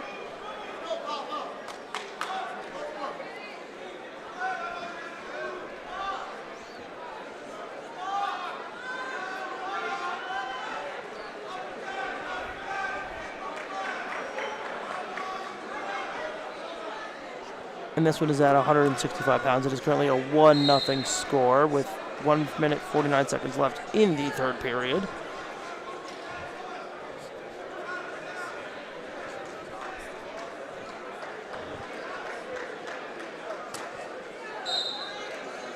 Again, big shout out to our camerawoman Amanda for helping us cover all the action here at the regional finals.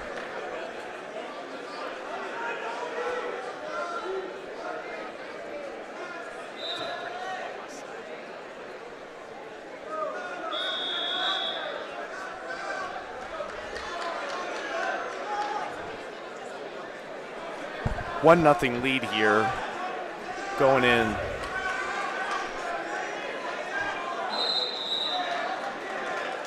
A minute 12 left to go.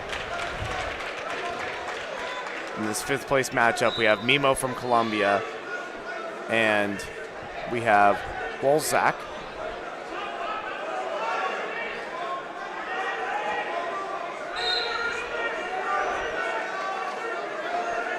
And he tries to see if he can get something going here. Bolzak from what school? He is from... I was trying to read the siglets. I couldn't tell, though. I could read Columbia. Brierley, so he's from Brierley. Okay. Just wanted to double check on that because I couldn't read.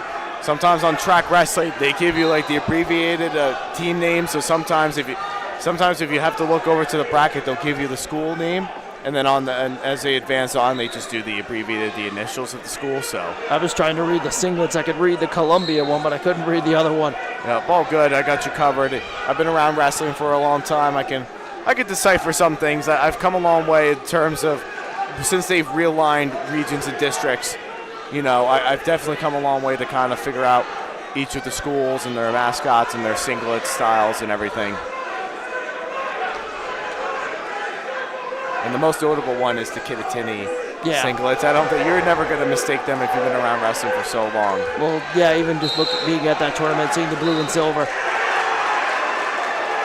Something happened over there at 165 with a third-place finisher for a Boundbrook wrestler. Congratulations to them. And the excitement continues going on over here. It's 3-1, 18 seconds left to go in this fifth-place matchup between Wolsak of Brierley and Mimo from Columbia.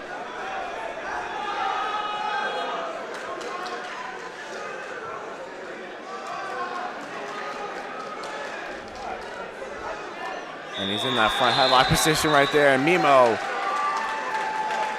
And that's the end of that match right there with a 3-1 win there for Mimo of Columbia. He is your fifth place finisher at 165. And coming up here at 175-pound final, should be a really good one right here between these two wrestlers. Coming up at 175, you have Evan Kinney from North Hunterdon, the third North Hunterdon wrestler in the finals, and versus Brandon Papa from Seton Hall Prep, the third Seton Hall Prep wrestler that we are seeing here today. And we'll have a couple of them coming up as well, too, later for Seton Hall Prep. And before we even get to that, we got to also do the medals here, too, the handing out of the medals for all four top finishers here at 165, including the champion from Ridge at 157 of Ryan Angle. So congratulations to all four wrestlers qualifying at 157 today. And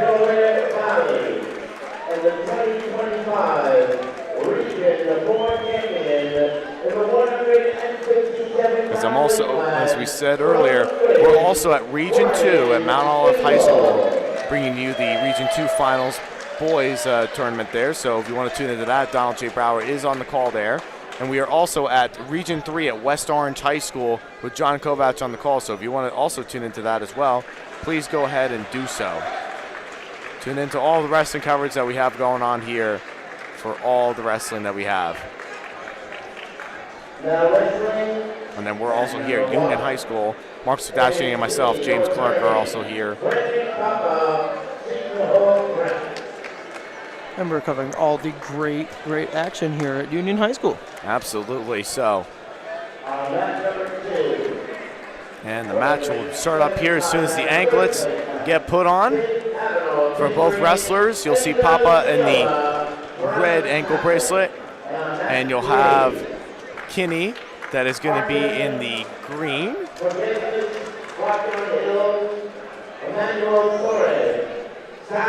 Kinney in the white, green, and gold, and Papa in the blue and white. As both wrestlers are starting out the wrestling match by feeling each other out, with Kinney, who came in here today in the, how both wrestlers got here to the finals today.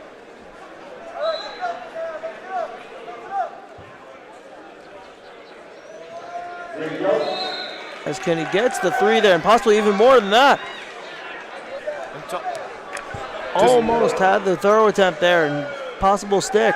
Just to talk a little bit of how both wrestlers got here today. Kinney got here the top seed. He got the bye in the pre-quarters, then he got a pin in the quarterfinals, and then he got a pin in the semifinals. And Papa got here with the same formality, getting here by a bye in the pre-quarters, an 8-2 decision win in the quarterfinals last night, and then he got here to the semifinals with winning 8-5 in the semifinals. Ooh, close matchup for him. So that's how both of these wrestlers got here today, as the true 1 and 2 seeds of the weight class. And it's Kinney here with a 3-0 lead early on. Yeah, he's just been the aggressor right here for sure. Could give North Hunterdon their first region title today if everything sticks out, but 35 seconds left to go in the first period as he breaks down the brace there of Papa.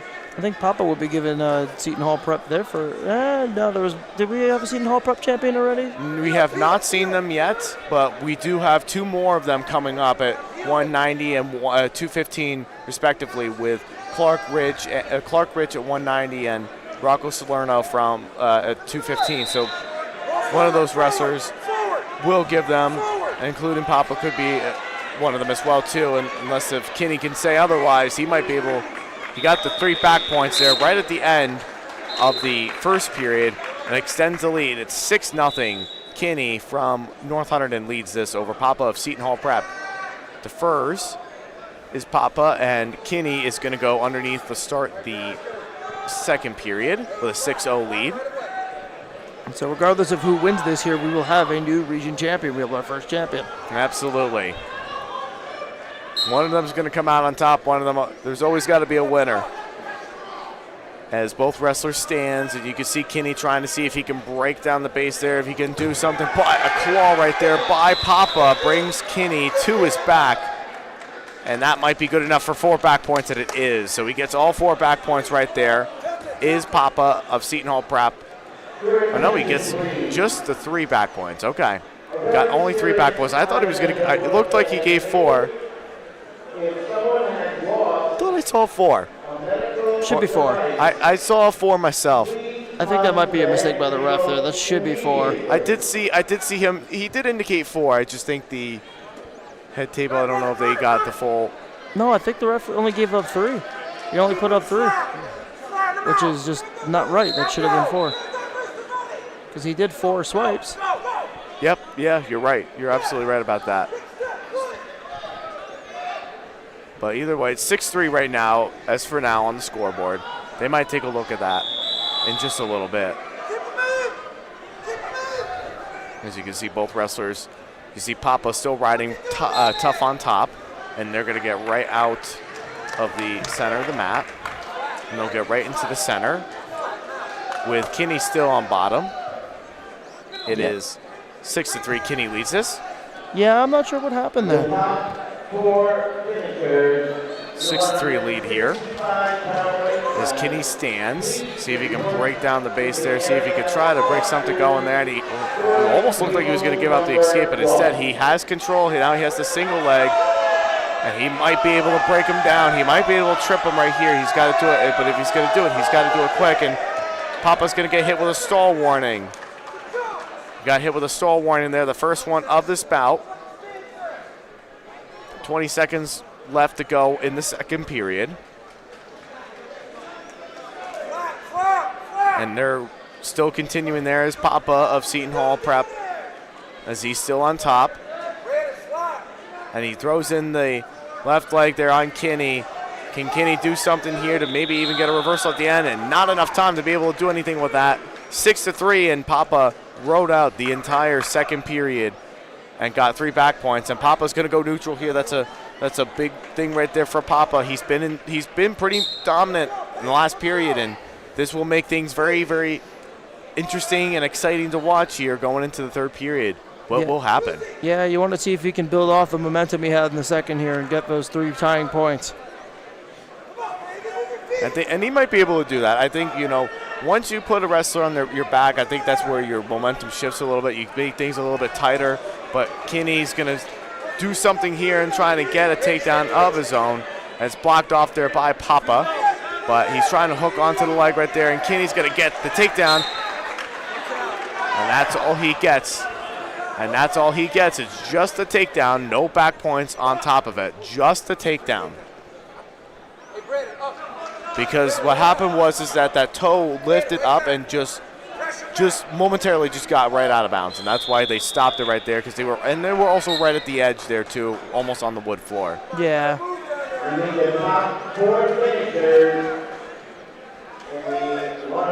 It's a game of inches here in wrestling. Just inches like that are what make or break in matches.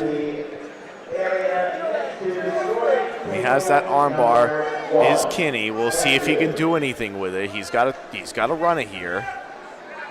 There is a very important medical device that was turned in if you bought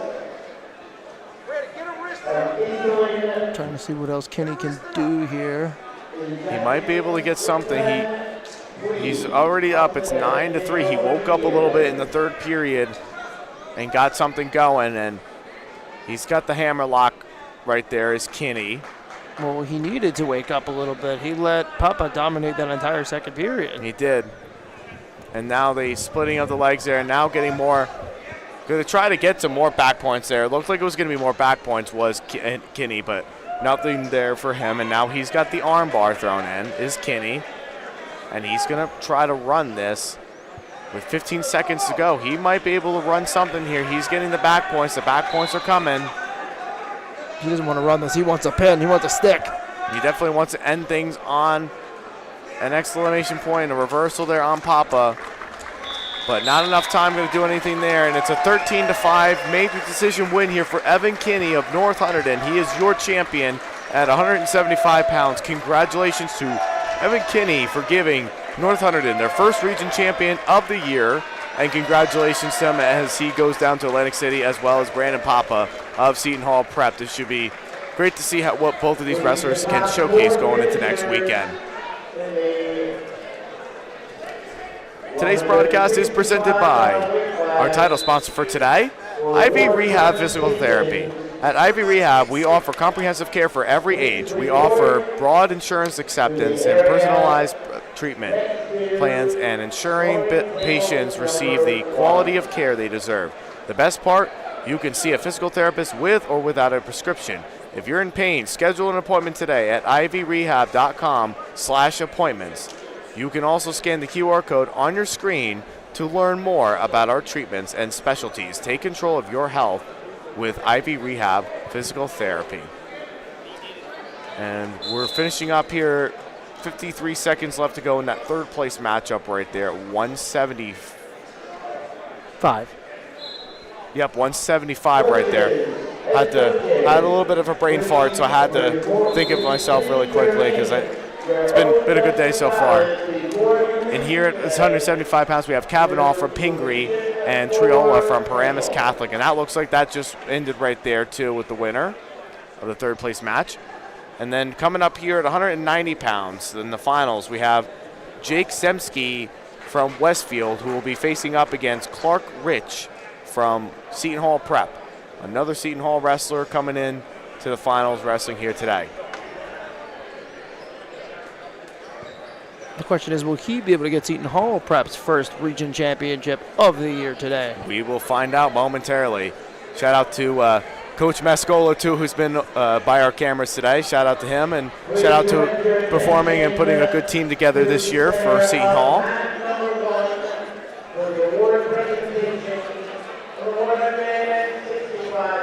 And here's your medal winners here at 165 pounds. In third place, Wabena Morgan, Mount Brook. In second place, John Harrow, Brandon Catholic.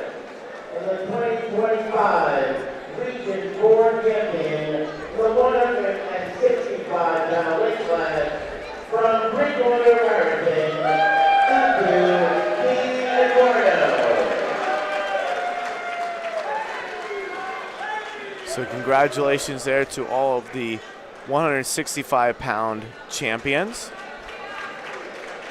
And you will see them all at Atlantic City next week. Yes, you will.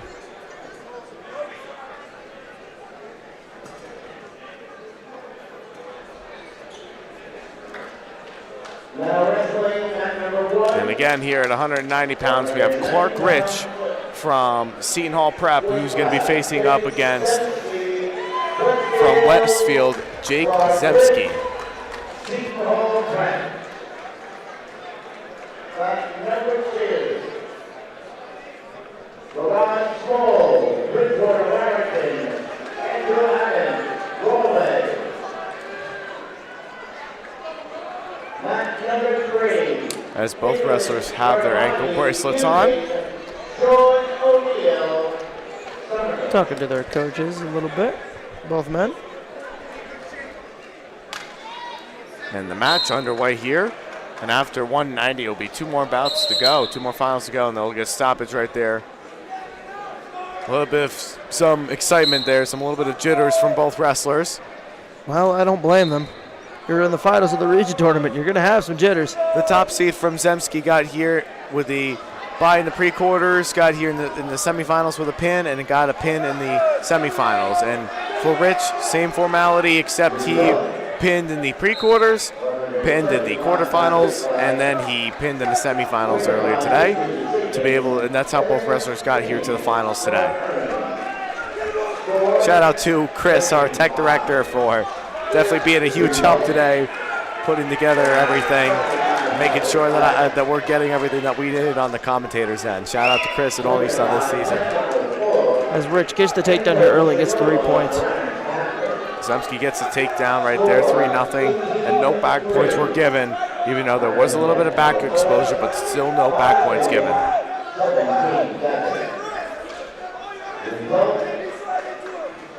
I think you meant Rich there. Rich got the takedown there for 3 points, I believe, not Zemski.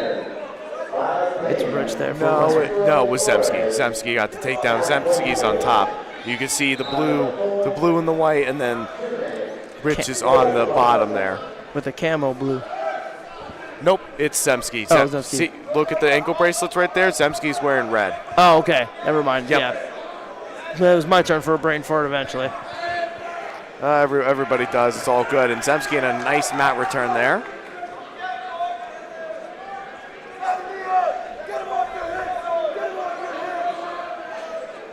Very nice move there.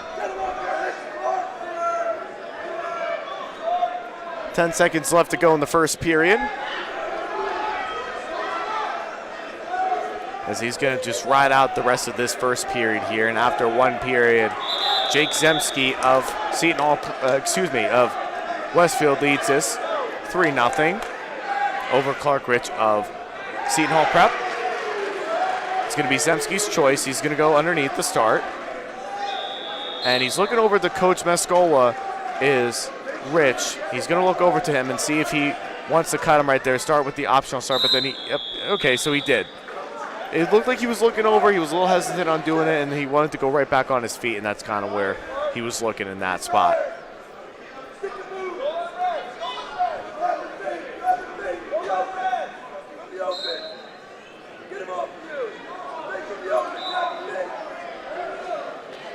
Coach, they're barking out orders. Yeah, that's something in this height stage right now. You got to be able to do that and be able to give out instructions of what to do next here in these high levels of intensity of wrestling, especially when you're at that moment. And both wrestlers still feel each other out with a 4-0 lead for Zemski. And they have head tapping going on from both wrestlers.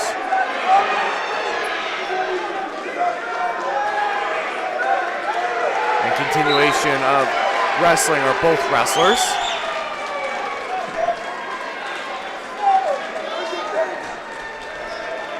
And they continue to do some great wrestling here for both wrestlers here. They'll continue to do what they need to do here to make themselves a region champion here today. 45 seconds left to go in the second. Good defense and good hand fighting here between both guys. And no one's really taken a shot really since Zemski. Yeah. That's like the big thing. Neither one has really taken the shots really since Zemski has. So it's because they're waiting for their chances, waiting for their opportunity to get their perfect shot in and get the 3 points. True, and you don't want to try anything crazy to dig yourself in a bigger hole. So it makes sense. Especially with only 14 seconds left in the second. And we've seen, going into the third today has been very crucial for wrestlers. We saw it earlier with Berardi, who won at 106. Those are some big moments too. You don't want to give up any extra points to dig yourself in a bigger hole. No stolen points allowed.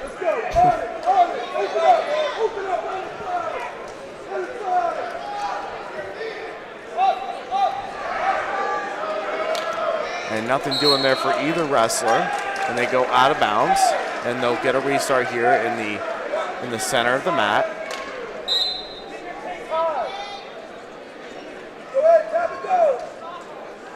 And some hand fighting going on for both wrestlers.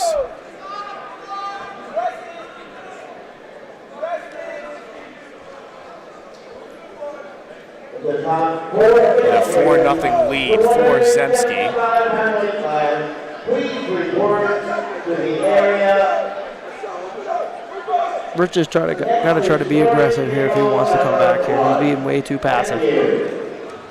I understand trying to get the perfect shot in. You got to be able to do something. Yeah, I mean, that's just something that you want to be able to do, and Zemski got the takedown. You could tell that Rich was trying to get in. You could tell he was trying to get the shot, and then it just didn't work out for him, and Zemski was able to get the top part of it, and he ended up getting the takedown of his own. Yeah.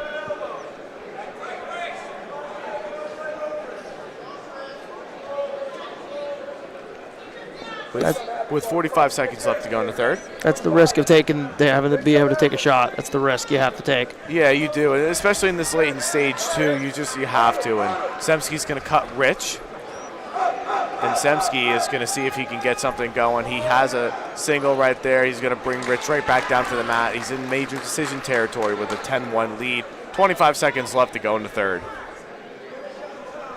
Now, how do the major decisions affect the finals at all? Do they really? You know, in this kind of tournament, not really, honestly. But if it was like a holiday tournament, if it was district tournament, you know, it would be something different. They don't really keep track of team scores here. But if it was a regular dual meet, then it would make the biggest difference in the world. But, you know, at this point right here, it's not really going to do a whole lot for them in the team standings or anything.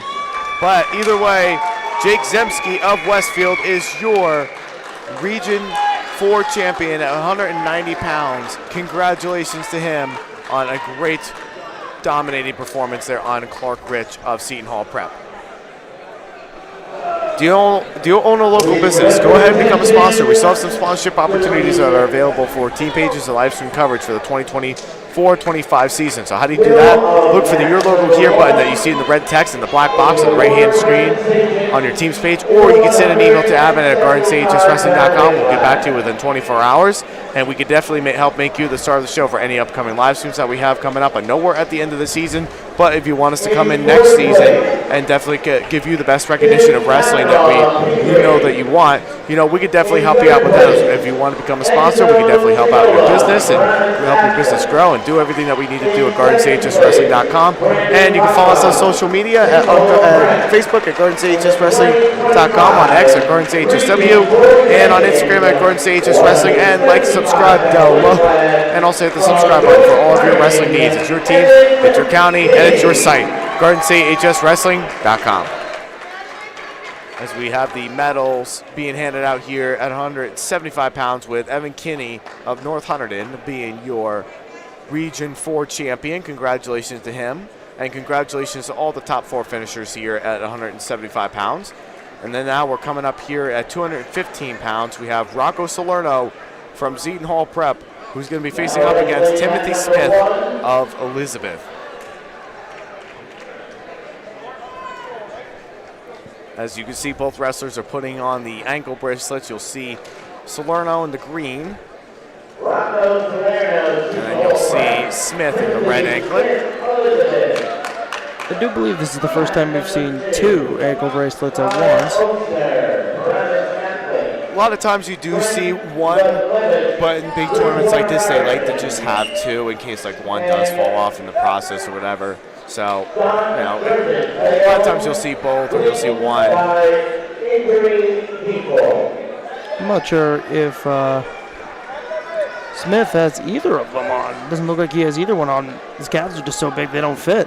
Well, I think it's just the bigger problem too. Is just that he has red on them. So at this point, they're figuring, well, we might as well just let him just be red, and we already know who's green. So that could be the possibility there too. True. But I like to think it's just his calves are so big. These guys work so hard every day. They do, especially in these upper weights. So you know that they're putting in the work every day, and it's all upper body strength when you get up to these weights, you know. And we've talked about it, you know, several times before in terms of wrestling. The lower weights is more about experience. The upper weights, you don't always get that. You don't really see as many of them get the experience. You just have them being able to muscle kids out, and they come off of the football field and they perform on the mat. It's all about power in these upper weights here. It's all about power and strength. Yeah, and they definitely do a good job of being able to provide that. And how both wrestlers got here today. Salerno, the top seed, got here with a bye in the pre-quarters, and then he got a pin in the the quarterfinals, and then got a 14-3 major decision win in the semifinals.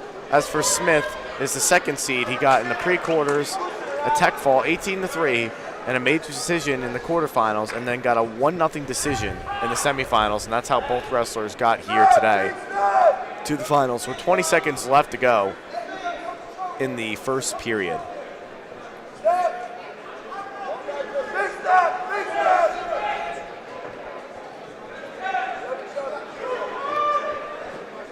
And it looks like we have 5 seconds left to go in the first.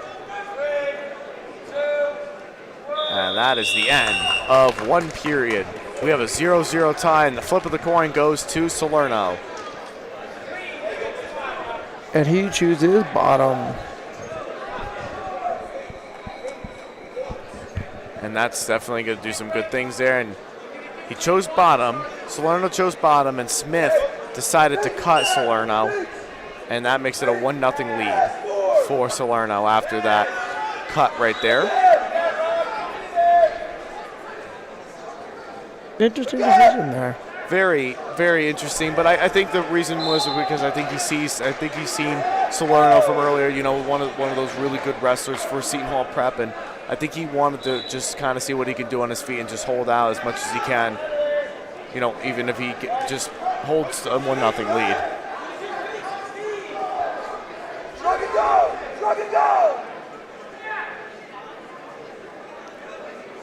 As there's hand fighting from both wrestlers, as you can see. And trying to get into the tripping right there is Salerno. He's definitely desperate and wants to get something going there. And he's going to get the takedown, and he's got him on his back. And the pin right there for Rocco Salerno of Seton Hall Prep is your 215-pound Region 4 champion here at Union High School. Congratulations to Seton Hall Prep's first region champion on the day at 215 pounds from Rocco Salerno for getting that region title. But give credit to Timothy Smith for hanging in there and making things tough for him as well. Took us to the last one, but they finally got the region champion.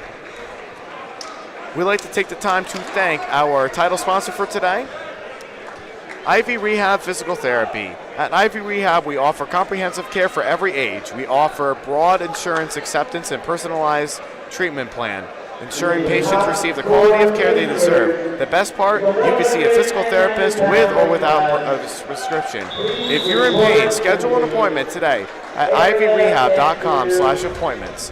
You can also scan the QR code on your screen to learn more about our treatments and specialties. Take control of your health with Ivy Rehab Physical Therapy. Thank you for your support today to bring us all of the region action here that we have today at Union, West Orange, and Mount Olive. And today's broadcast is also presented by Champion Athlete Sports Nutrition, Apex Wrestling School, the Harrington Company's Performance Trophies and Medals, and Florida Coffee, the official sponsors of Garden State HSWrestling.com's live Infraction coverage. James Clarke alongside with Mark Sirdashney here. We're here at the Region 4 Boys Finals here at Union High School in Union, New Jersey. We're bringing you the action of the third place matchup right here between, in the third place matchup here at 2:15 we have from Bridgewater Wereton we have Lavash, and for Paramus Catholic is Olsner in the third place match, and it's a 4-0 lead here for, I believe, Olsner. Yes, it is Olsner. Okay. See, I can tell the difference between red and green. Well, I didn't say anything about that at all, Mark. Don't be accusing me of things, man. You know, we've been having a great time commentating today. And all of season, of course, Mark. We've done a good job. I think you've definitely done a good job this season, and we've definitely grown as a good commentary duo. Absolutely. The whole group is pretty much growing together here. And our camera lady, Amanda, and our tech director, Chris, here. We've all seemed to grow as a group. Absolutely. It's been a good year for Garden State HSWrestling.com.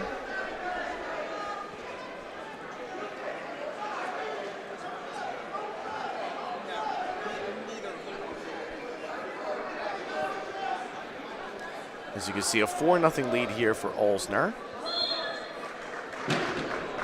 As we get ourselves back into the center of the mat here with about 31 seconds left to go in the second period. With Olsner leading this, it's 4-0.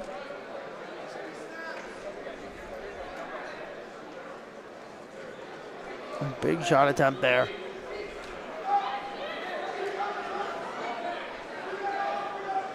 And he got the back points right there coming his way.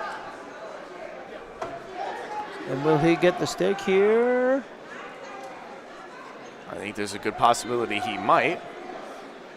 Ref says not yet, not yet. And he holds on, saved by the bell. Only getting 4 back points on top of it is Olsner from Paramus Catholic. Isn't it more safe by the buzzer? Because it's more of a buzzer than a bell. I know back in the really old days it was a bell all the time. I just like saying it because I used to like the show from the 90s of Saved by the Bell. I always liked that show. Yeah. You know, Screech, of course, the best character on the show. I mean, I'm not that old, but I enjoy watching older sitcoms and shows. They don't make them like they used to. I do agree. I think a lot of older sitcoms are still really funny. A lot of them hold up very good. They do. And it's a 12-0 lead here for Olsner leads this.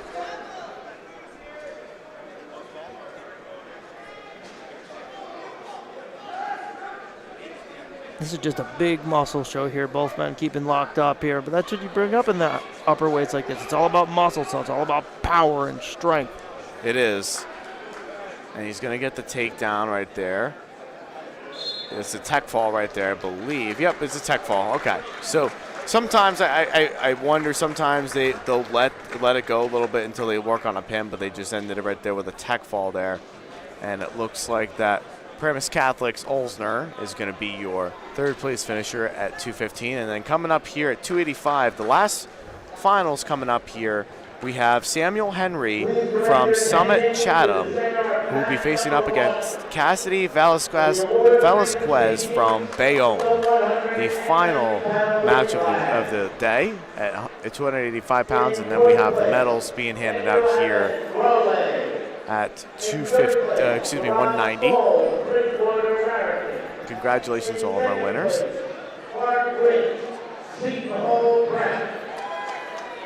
And the 2025 Region Board Champion, the 190-pound weight class from Westfield, GSHSW. Congratulations to all of our wrestlers for being able to provide good coverage here today, especially in the finals at 190. And good luck to all wrestlers going down to Atlantic City next weekend. Now wrestling match number 1, 285-pound weight class, Samuel Henry, Summit Chatham. As we're coming up on our finals match here. Yep, at 285 pounds, once again, we have Samuel Henry from Summit Chatham, who's going to be facing up against Cassidy Velasquez from Bayonne. And number 3, Evan Ferrari, Wanda Hills, and Salvador, North Plainfield. And they will get themselves started. And now they'll get started here. So this will make the match underway here. And here we go. The 285 pounders, only one crown left to crown, and that's at 285. And just to talk a little bit how both wrestlers got here today. Henry, the top seed from Summit Chatham, got here with a bye in the pre-quarters, got here also with a pin in the quarterfinals, and then got a pin in the semifinals. As for Velasquez, got here with a bye in the pre-quarters, won 4-1 in overtime, and then won 3-1 in double overtime in the semifinals, and that's how both wrestlers got here today. Now, I wonder if that will affect him at all, having to go into double overtime. Will he have enough strength here to beat an opponent who got 2 quick pins? You never know. I mean, that's the thing about heavyweight wrestling or any kind of form of wrestling. You never know what can happen. You can definitely wrestle up to your potential, and you can definitely make life harder for like the top wrestlers. If you just consistently wrestle and you wrestle for 6 minutes, and if you know how to win, like you know how to win matches in overtime, you can do anything that you can put your mind to. True that, my friend. True that. It's a 1-0 lead early already because of that second stall on Velasquez of Bayonne. So Henry gets the point, so it's 1-0.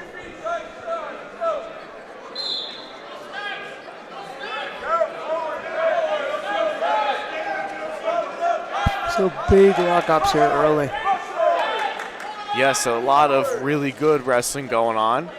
The heavyweight wrestling. Most people, if you're a wrestling fan or if you're just getting into wrestling, you definitely enjoy the heavyweight wrestling because it's almost anybody's ball game at that point. And another point given there for Henry. It's 2-0. Another stall point there. It's 2-0 here for Henry of Summit Chatham with approaching 30 seconds left in the first.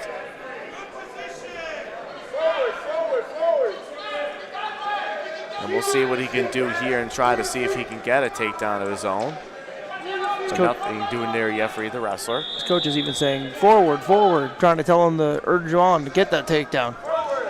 Or at least just to wrestle aggressively. You know, sometimes with these, you got to understand too, in these upper weights, like, they don't wrestle like traditional lower weights or middleweight wrestlers. It's all about like the strength and upper body strength. And you got to be able to hold on to that. And that's going to be the end of one period with a 2-0 lead here for Henry.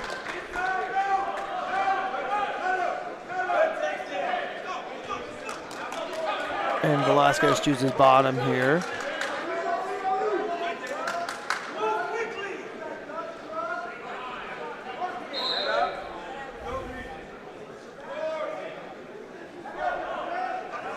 And both wrestlers now will get themselves ready.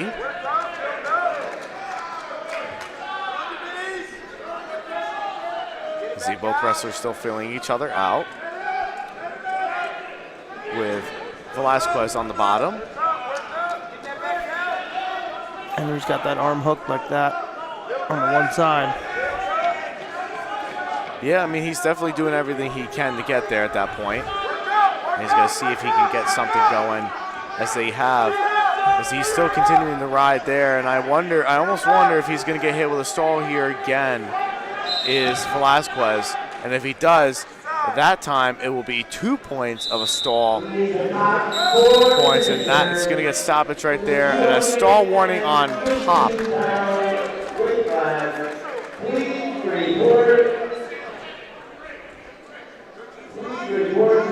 So it's Velasquez leading this match right here, I believe now.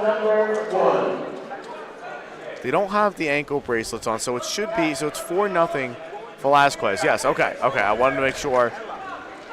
So it's neutral.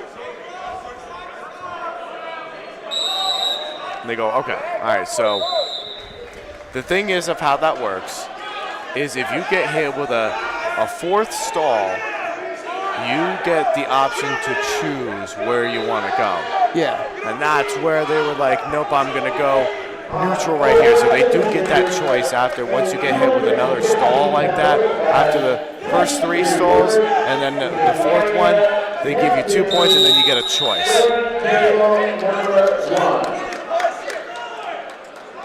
If I'm not mistaken, I do believe it is Velasquez who is leading this 4-0. The only thing is that they don't have the ankle it's on, so it makes it a little bit different. But we will see going in. And if he gets hit with another stall here again, this match is going to get disqualified. Yeah.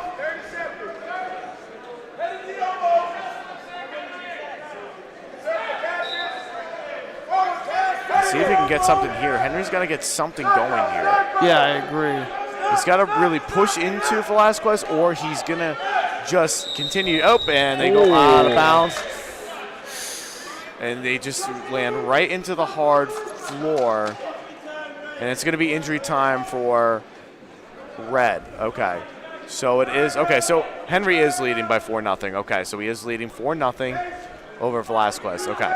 So while we're doing that, let's go ahead and let's talk about our social media. You can follow us on social media on Facebook at GardenStateHSWrestling.com, on X at GardenStateHSW, and on Instagram at GardenStateHSWrestling. And like and subscribe down low on our YouTube page, and also hit the subscribe button for all of your wrestling needs. It's what we call GardenStateHSWrestling.com, where it's your teams, it's your counties, and it is what we call your site, GardenStateHSWrestling.com. And do you own a local business? Why don't you go ahead and become a sponsor? We still have some sponsorship opportunities available for team pages and live stream coverage. So how do you do that? Look for the Your Logo Here button, or on your team's page with the red text and the black box that you see on the right-hand of your screen. Or you can send an email to admin at GardenStateHSWrestling.com. We'll get back to you within 24 hours, and we can make you the star of the show.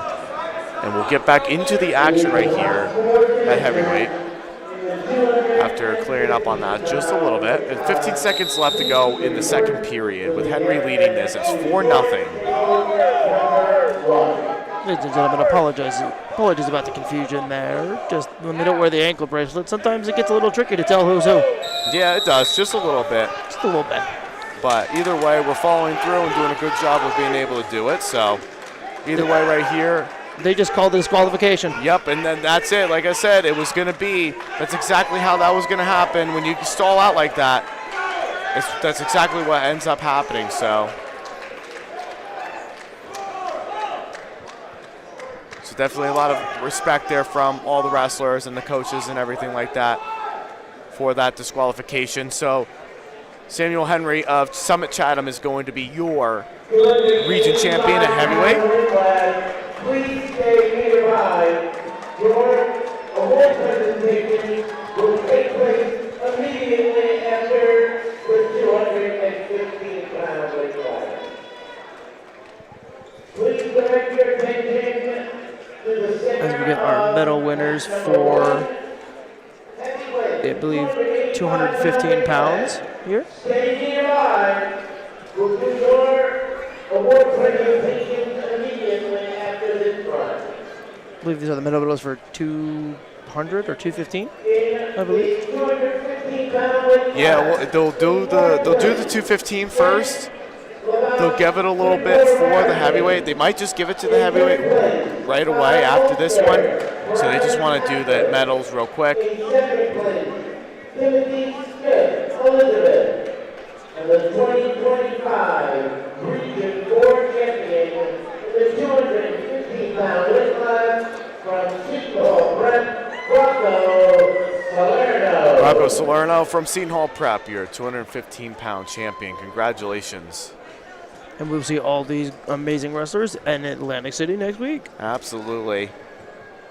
It'll be a great time there to be able to see what they can do. And I think they'll, like I said, they'll do the 285-pound weight classes there. They'll do that pretty quickly. Yep, there they go. Weight class.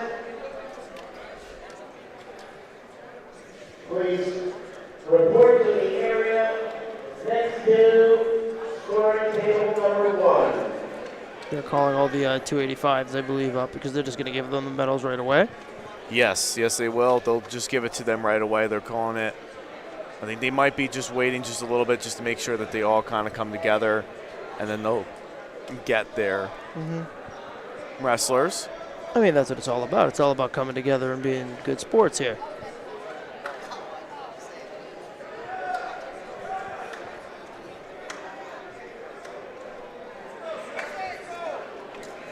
And here we go. Yep, now they're all coming through here. They'll line them up. As you can see, one of the workers here at Union High School is going to be doing that. And they'll announce all that stuff. And they'll be also announcing the OW shortly as well, too. Please direct your attention to match number 1. There's our fourth place guy here. Giving handshakes to all of his fellow, or third place, excuse me. Giving handshakes to all his fellow wrestlers here. In third place, Jonathan Martinez, Robles. In second place, Patrick Velasquez, Bayonne. And the 2025 Region 4 champion in the 285-pound weight class from Summit Chatham, Samuel Henry. Congratulations to all of our heavyweight wrestlers here, the top 4 finishers. Congratulations to Samuel Henry of Summit Chatham.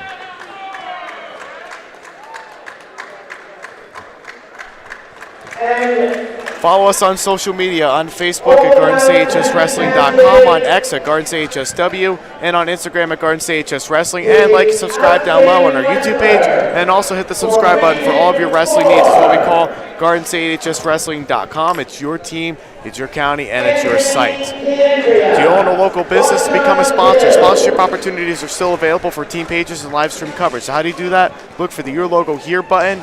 on the screen as you see in the black box, or you can also on your team's page, or you can send an email to admin@GSHSWrestling.com. We'll get back to you within 24 hours and be able to make you the star of the show going into next year for any of our upcoming streams.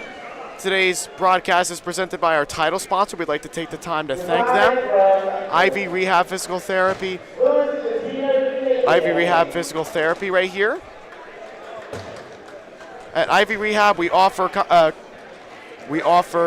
comprehensive care for every age. We offer broad insurance acceptance and personalized treatment plans, ensuring patients receive the quality of care they deserve. The best part, you can see a physical therapist with or without a prescription. If you're in pain, and schedule an appointment today at ivyrehab.com/appointments. You can also scan the QR code on your screen to learn more about treatments and specialties. Take control of your health with Ivy Rehab Physical Therapy. And today's broadcast is presented by Champion Athlete Sports Nutrition, Apex Wrestling School, the Harrington Company's Performance Trophies and Medals, and Forum Coffee, the official sponsors of GardensAHSWrestling.com's live wrestling coverage. As we bring it back into the Harrington press box here, James Clarke alongside with Mark Sirdashney. Mark, we've had a great day of wrestling. Obviously, we've had great wrestling all year long, but today definitely showcases the best of the best wrestling that we have coming up. Just talk a little bit about your final thoughts on today. Well, like you said, there's a lot of amazing wrestling here today from all the amazing gentlemen here. They all really showed their stuff and put in a performance here that probably we won't forget at the time. The highlight was that huge, amazing takedown that we saw earlier by the guy from, I believe it was Bridgewater Raritan. I forget his name, but yeah, that was probably the highlight of the day. But great wrestling all the way from every weight class. Absolutely, and I think this is where you kind of see like the best of the best wrestlers, as we talked about all day today. The top 4 finishers going down to Atlantic City. You know, every wrestler here competed and definitely wrestled their hearts out, and it's been a great day of wrestling overall for every team here, and it's a very well, even balanced region that we've covered here today. And it's been exciting. It's great. It's going to be interesting to see what many of these wrestlers are going to do, how many of these guys are definitely going to come out in Atlantic City on top or with state medals. It's going to be very interesting to see how they all do that. But, Mark, it's been a pleasure, sir. Thank you so much for calling the finals with me today. Thank you. And thank you, everybody, for tuning in to all of our region coverage today. We were at Region 2 at West in Mount Olive. We were at Region 3 at West Orange, and today we were here at Region 4 at Union High School. Thank you so much, everybody, for tuning in to all of our coverage today for Regions 2, 3, and 4. It means a lot.